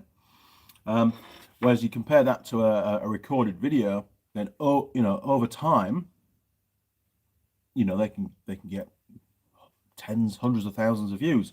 Live streams tend to drop into the background and get forgotten about. But that's not why I do them. I do them because I enjoy talking to you guys, and it's the engagement that's the fundamental part of doing a live stream. Tom James, I like that. Oh, sorry. Drew Dastardly, Father Ted died way too young. He did. He was a funny guy. I enjoyed those videos, those episodes. It was great. Duke of the Dales, Father Ted, Channel 4, drink, feck, and girls. Yeah, it was fun. It was just fun, humour, easy viewing. We don't get that kind of stuff here in New Zealand anymore. It's all TV's way too commercialised, and we get a lot of the US sitcoms and stuff over here as well. Whereas I like the English stuff. English humour is quite different. Jim K, live streams are a great way to keep your view time up. It does help a little bit, to be honest. I mean, the channel has fits and starts. If I don't post any videos or do live streams for say a month, it is a noticeable decline. But it doesn't worry me too much. And then when I get back into the swing of it and get some more videos cranked out, then things pick up again. And the general trend for the channel, is that it's on the increase. It's just going to keep going and get stronger and stronger. And my view is, when I decide to retire, I don't know how many more years I can keep doing what I'm doing because it's pretty full on. It will become my full-time job, basically. I'll be doing videos all the time. Obviously, I'll have to accept I'll be taking quite a large hit on my income, but I'm trying to set things up here where my outgoings are at a bare minimum, and therefore, I should be able to survive just off the income from YouTube and Patreon and the online merch sales and stuff. So, I'm trying to work smart and get things lined up. Obviously, I'll be doing some home jobs as well, so there'll be invoices going out. So, I think it'll work, but it's something I don't want to do full-time now. I've got to keep doing what I do for the next few years. Simon, Father Ted, very un-PC, but so funny. Yeah, oh man, the world is so un-PC these days. I'll be honest with you. In the last live stream, I think it was last Sunday, somebody said, well, where do you get the Tool Girls from? So I mentioned the website, and the website was Star Now. It's a New Zealand-based website for talent. And the live stream was on the Sunday morning, and on the Saturday, I'd posted a new, what they call a casting call, an advert, on their website to try and get a tool girl that's local to the workshop, just to help with logistics. Not to replace Holly or Lily, that's not the case at all, but just another one that's nearby, doesn't have to travel 300 kilometers to get here. And I checked, I think it was on the Tuesday. I checked on the Tuesday to see, what, how many inquiries that I got and so on. And the advert, the listing had been taken down. So I asked them, I said, look, what's going on? And they were, oh, it's not in line with our policy for Star now. This role doesn't meet policy. So I said, okay, well, sorry. You know, they admitted that their policy had recently changed. So they sent me a link to the policy, and I read the policy, and I couldn't see anything in the policy that the role of Tool Girl was in breach of. So I went back to them and said, look, I might be dumb, but can you point out what part of your policy I'm in breach of? And then they completely changed tack and said that they'd received a complaint. So initially it was a policy breach, and all of a sudden then it became a complaint. So I said, okay, well, I appreciate that you can't tell me who made the complaint, but could you tell me just a brief outline of what they were complaining about, so that maybe I can change the role slightly, change the role description, and then it can meet the requirements. They wouldn't tell me. So I don't know what's been going on. Somebody out there just really is just out to cause trouble. And the one thing that they forget, whoever it is that's been making these problems for me, and it's just a little speed bump, you know, when you've got the passion to do what you want to do. And anybody that dealt with me with the Off-Road Centre in the UK should know me far better than this. I will always find a way to do what I want to do. This is the aim that I have for the channel. It's a bit of fun, and that's all it is. It's a bit of, you know, tongue-in-cheek. Yes, it's not PC, but it's not that bad, surely. You know, it's the girls are there because they want to be there. I don't force them to be there, and we have a lot of fun doing the videos. And there's well over 100 videos now with Tool Girls in. So what this person obviously has forgotten about is the fact that there's many talent agencies around New Zealand. So I've been busy contacting them, and there's already 2 or 3 of those agencies quite happy to put forward various talent for the role of Tool Girl on the Andy Mechanic YouTube channel. So it's going to happen. Don't worry, chaps. There'll be plenty more Tool Girls to come. You know, so there you go. If there's a Tool Girl or a female out there that would like to give it a go as a Tool Girl in the Andy Mechanic workshop, send through your details on an email to andymechanic@live.co.uk. I'll take a look, and maybe we can get you down here and do a test video. Easy as that. Father Ted, yes. John Dyer, kick the thumbs up button, guys. Yes, 33 thumbs up and 40 viewers. So 7 of you at least haven't pressed the thumbs up. So now's the time. Right. Jim K, now I'm going to have to look up Father Ted. You won't regret it. It's quite a long going series, actually. Really funny. Mike Adams, so the live stream video is basically just some time to take a breather for you. It is. Participating on the live streams is the same for me, and I learn things, but I don't get anything done. No, me neither, but it gives me a chance to wake up and plan my day and just chill out for a little bit. This to me is like being sat at the pub having a chat with some mates. That's the way I look at it. George, I feel a collab with some popular YouTube channel, bringing more viewers to the channel. Yeah, there is that whole collab opportunities out there, and I do get contacted every now and again. Yes, it's something I'd like to do. I would definitely want to have a Tool Girl with me when we're doing that collab. From a technical perspective, don't know how I'm going to set it up, and usually the collab will be with a channel, you know, somewhere else in the world, not here in New Zealand, so we couldn't physically get together, and of course we're not allowed to fly either. So the expense side of it would be a serious limiting factor. It would need to be done purely online. But we'll see what happens. It's all work in progress. There's plenty of time. It will happen. Mike Adams, Andy gets his Tool Girls by creating them on the 3D printer. Oh, I wish. That would be so easy. Drew, this PC stuff totally boils my... Yes, I bet it does, and it does me too. The world is becoming a place full of cotton wool and nicely sanitized stuff. People need to remember what it's all about. We need entertainment. We need a bit of fun, and you know, in pretty much all walks of life, you will see marketing people, companies using a female to promote a product, and in many cases they're scantily clad, they're in a sexy pose, they're doing whatever, they've got high heels on. It makes no difference. But what I'm trying to say is, what the tool girls wear on my YouTube channel is well within YouTube's allowable criteria. It doesn't breach anything. If it did, they would soon tell me. And further afield, outside YouTube, the rest of the internet, the TV, film, adverts, whatever. What we do here is, in my opinion, it doesn't push the boundaries anywhere near like other stuff does. You watch movies and there's a chick there with a bikini on coming out of the sea, a James Bond movie, whatever. Come on, what's going on? If you don't, I mean, obviously, maybe that viewer's watching now, I don't know. But if you don't like the videos with assistants in, just don't watch the video. Don't try and spoil it for everybody else and try and get it stopped, because I guarantee you won't stop it. Is there a disgruntled tool girl out there? No, I don't think there is. That was one of the things that I thought about.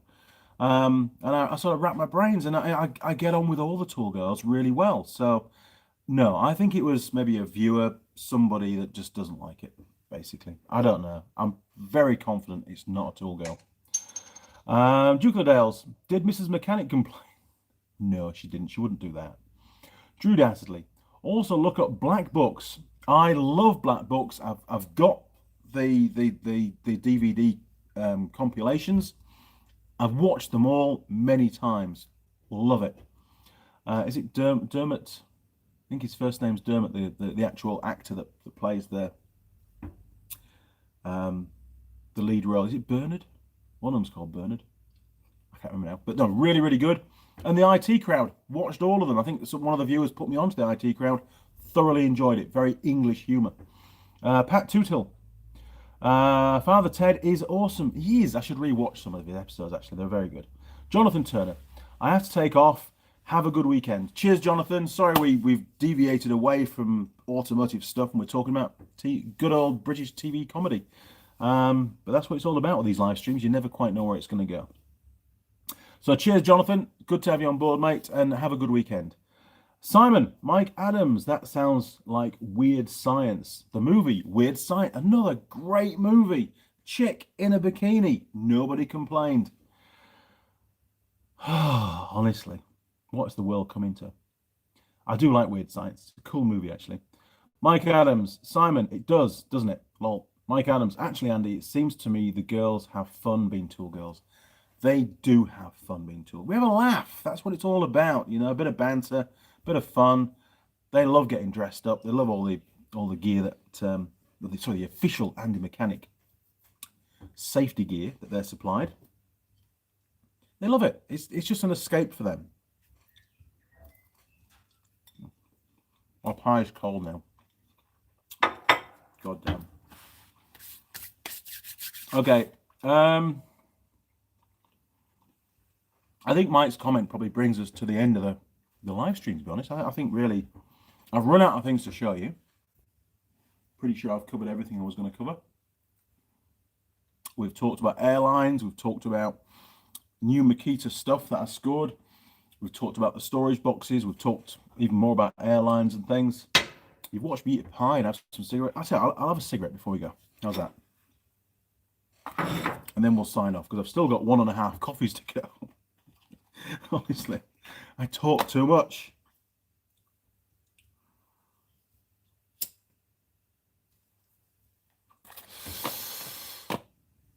So, just to put it all back on you guys, have any of you, I know Simon is starting to develop his own YouTube channel. I don't know whether he's going to push it hard like I have.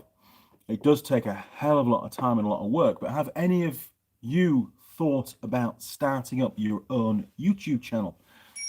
Tell me. If you have, tell me about it.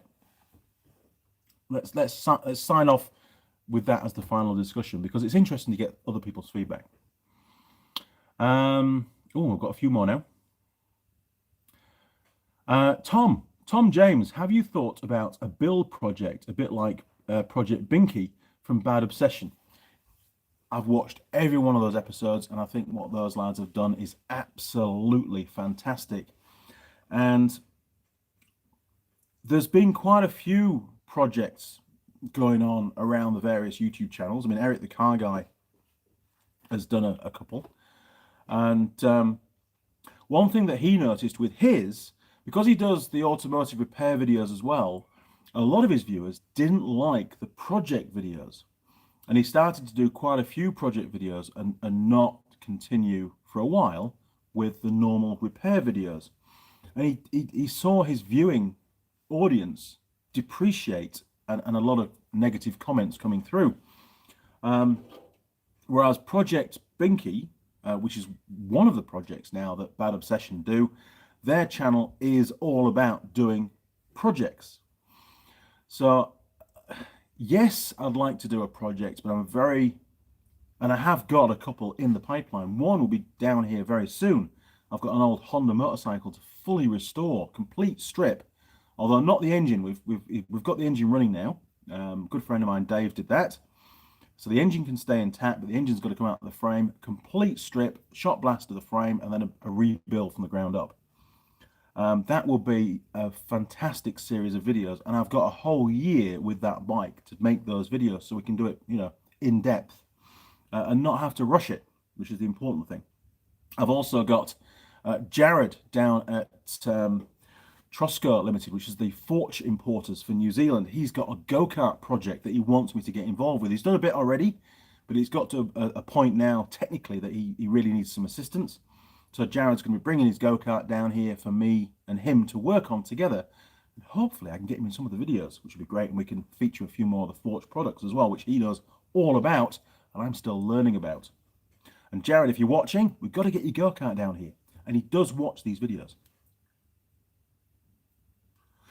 So there will be projects. I've got my own stuff that I want to do in the future as well, as regards build projects. I think the only real project that I've been doing recently has been the actual workshop itself. You can see all the big beams and stuff, and it's come on really well during the lockdown period.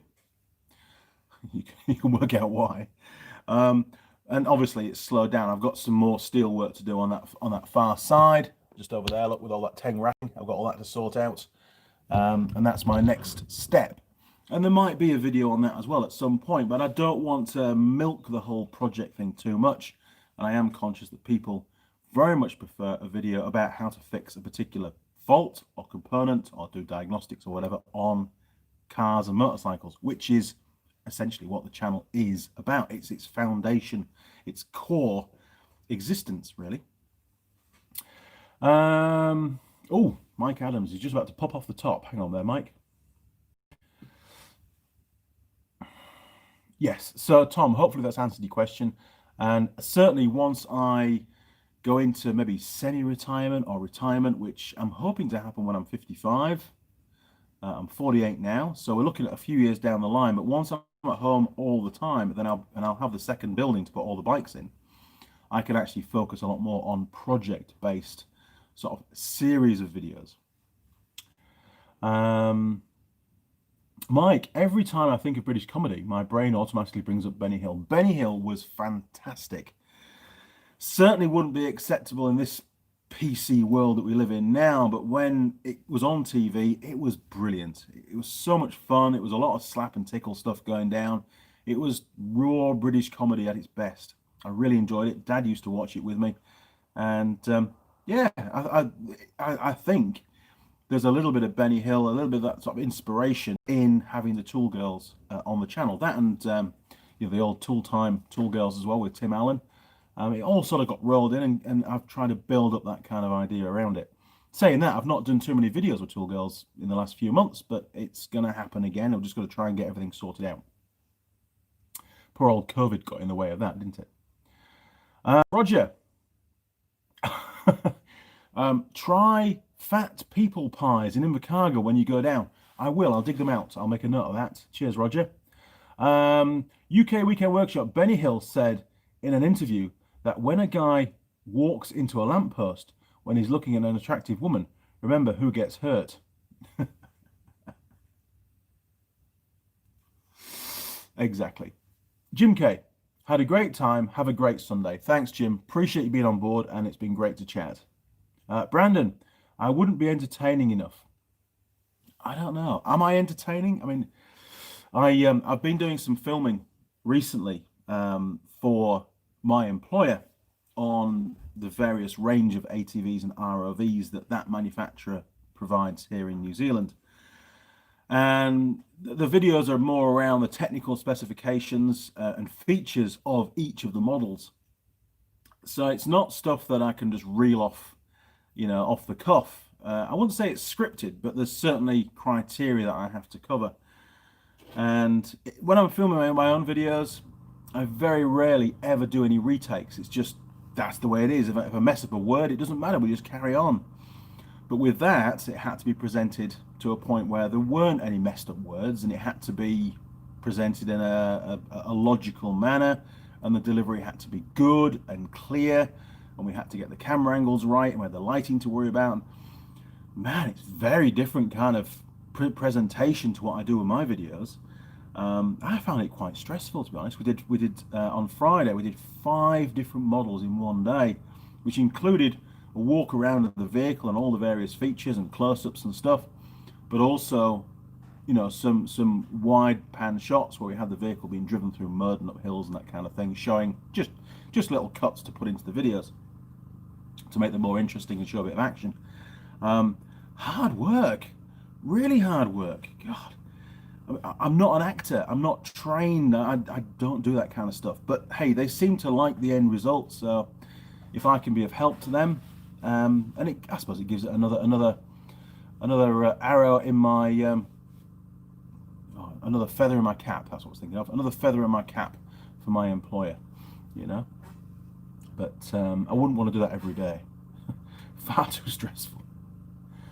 Brandon, Mike, I thought about starting a channel. Well, good on you, Mike. It's not easy. The first step is to set your channel up, get a name, and get it, up and running on YouTube. And if you just make one video, at least then that starts to get the channel known, and you'll start to get a few subscribers. But don't get disheartened. The first year that I did it, I was earning maybe 1 or 2 cents every day. I mean, I was happy at that, to be honest. And I don't earn a great deal from it even now. But the channel is growing, and I think, I'm trying not to be biased here, but I think it's a great little platform. I think the branding of Andy Mechanic is bang on. I do like the little thumbnail bits in the corner, to give some idea of what the video, what aspect it covers, whether it's electrical or engine and things. I think it's easy to select the videos. I like it. I like it a lot. I'm not going to give it up. I really enjoy doing the videos. We've got a few more now. Simon. Oh, sorry, jumped a few there. Nobby Noble, done a few brewing videos and guitar videos, but do not have good sound tech, etc. It is hard having the right technology, and I think automotive videos are actually, you don't need, top of the range sound quality and video and stuff it's all about the content, really, isn't it? We can get away with it, whereas when you're doing guitar stuff, it is about the audio. The video is about the sound at the end of the day. Duke of the Dales, cheers Andy, have a great week. Cheers matey, you take care of yourself, and no doubt we'll talk again next Sunday. Simon, Mike Adams, Google the 2 Ronnies 4 candles. The 2 Ronnies, again, great fun to watch, even now. I find them very funny. Nobby Noble, 57, forced into retirement 2 years ago. Oh, you could force me into retirement any day, I tell you. But I'd probably be busier than ever if I was in retirement. I keep myself really busy and have lots of projects on the go. Tom James, love the 2 Ronnies. 2 Ronnie scratches. They're really good. They're good guys. Mike Adams, I have a suggestion for you on bleeding brakes. If you know people on oxygen, collect the clear oxygen hoses they throw away. They fit perfectly on bleeder valves, and you can put the other end, which is now dropped off. Well, believe it or not, I do use clear hose, And my source of clear hose is from the cooling fans on the ROVs. The old cooling fan has maybe a 2 foot, 3 foot length of clear hose on it, and I use that, and it lasts for a while. It does eventually react with the brake fluid and go hard, but it lasts a good 6 months, and then I just get another one, and I've got a big box full of them. So I've got a lifetime supply of clear hose for bleeding. And it is important, I think, that when you're bleeding brakes, you know, I'm studying the bubbles coming through from the bleed nipple itself. I'm watching that, and my rule of thumb is, once you've got the bulk of the air out, you know, you should then get 5 pumps of the brake pedal, depending on the size of the vehicle. The bigger the vehicle, the more pumps, but I go for 5 pumps of the brake pedal with no air in the fluid, and then for me, that caliper is bled, and I'll move on to the next one. And then once I've finished, I'll go around the whole lot again and just double check that there's no more air that's percolated through and made its way into the calipers. And I always get good brakes from that. One big mistake made when bleeding brakes, and I've seen it firsthand, is the technique of pumping the brake pedal rapidly as fast as you possibly can, and then holding it down under pressure and then releasing the bleed nipple. And what I found that does is it causes minute aeration of the brake fluid from the master cylinder, and it basically puts air into the fluid, and you'll never bleed the brakes properly. The movement of the brake pedal should not be over fast. Sure, it's got to be enough to actually push the fluid through the system, but not over fast to put any kind of air into the system, because that's defeating the whole purpose of bleeding the brakes. And it was a boss of mine down in Devonport that I was bleeding brakes with. He was in the car and he was pumping away really hard on the brake pedal, really fast. And we were there for half an hour, and I just kept getting air out of the system. And it's like, mate, I'm just going to show you how I bleed the brakes. Within 5 minutes, they were done and they were perfect. Yeah, he wasn't happy with me because he was sure he knew how to bleed brakes. Tom James, Ronnie Barker was pure class. He was. They both were. They were both great. Mike Adams, in the master cylinder and just bench bleed the whole system. Well, you can do if you can get it all off the vehicle, yeah, but obviously on cars and stuff you can't. And it is important, if you're replacing the master cylinder, do fill the master cylinder with fluid before you fit it back on the vehicle. Saves a lot of time. It does a lot of messing around. Right, I think, ladies and gentlemen, I think we are there. Mike Adams' comment is the last one. We've covered that, so I appreciate that, Mike. Have another slurp of my cold coffee. Now, don't forget, little sign out, if you haven't yet got your official Andy Mechanic mug, they're available through Zazzle. So if you just Google or go on to www.zazzle.co.nz. So www.zazzle.co.nz, and then search Andy Mechanic YouTube. That's one word. That will take you through to the official Andy Mechanic online store. And there's quite a few different variations of the mug. You can even put the design on other stuff as well. And there's now a thermos style mug as well, which will keep your coffee nice and warm in your car for you. If you purchase one, when it arrives, take a selfie with your mug or your mug in your workshop if you don't want to be in the picture. Send it through to me on an email. That's andymechanic@live.co.uk. And then you'll go into the draw to win a great pack of tools and bits and pieces from Tang. There's some Andy Mechanic merch, and there's also some stuff from Fortune there as well. And I'm hoping to throw in an Andy Mechanic jacket for you once I get your size and everything. I'll get that made up. That draw will happen in December, so you've got a bit of time.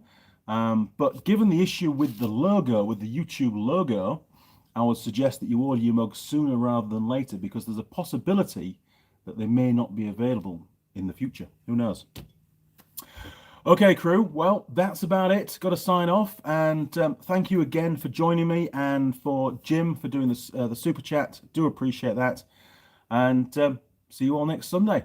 All right. Thanks for all the comments. Do appreciate it. Cheers. Over and out.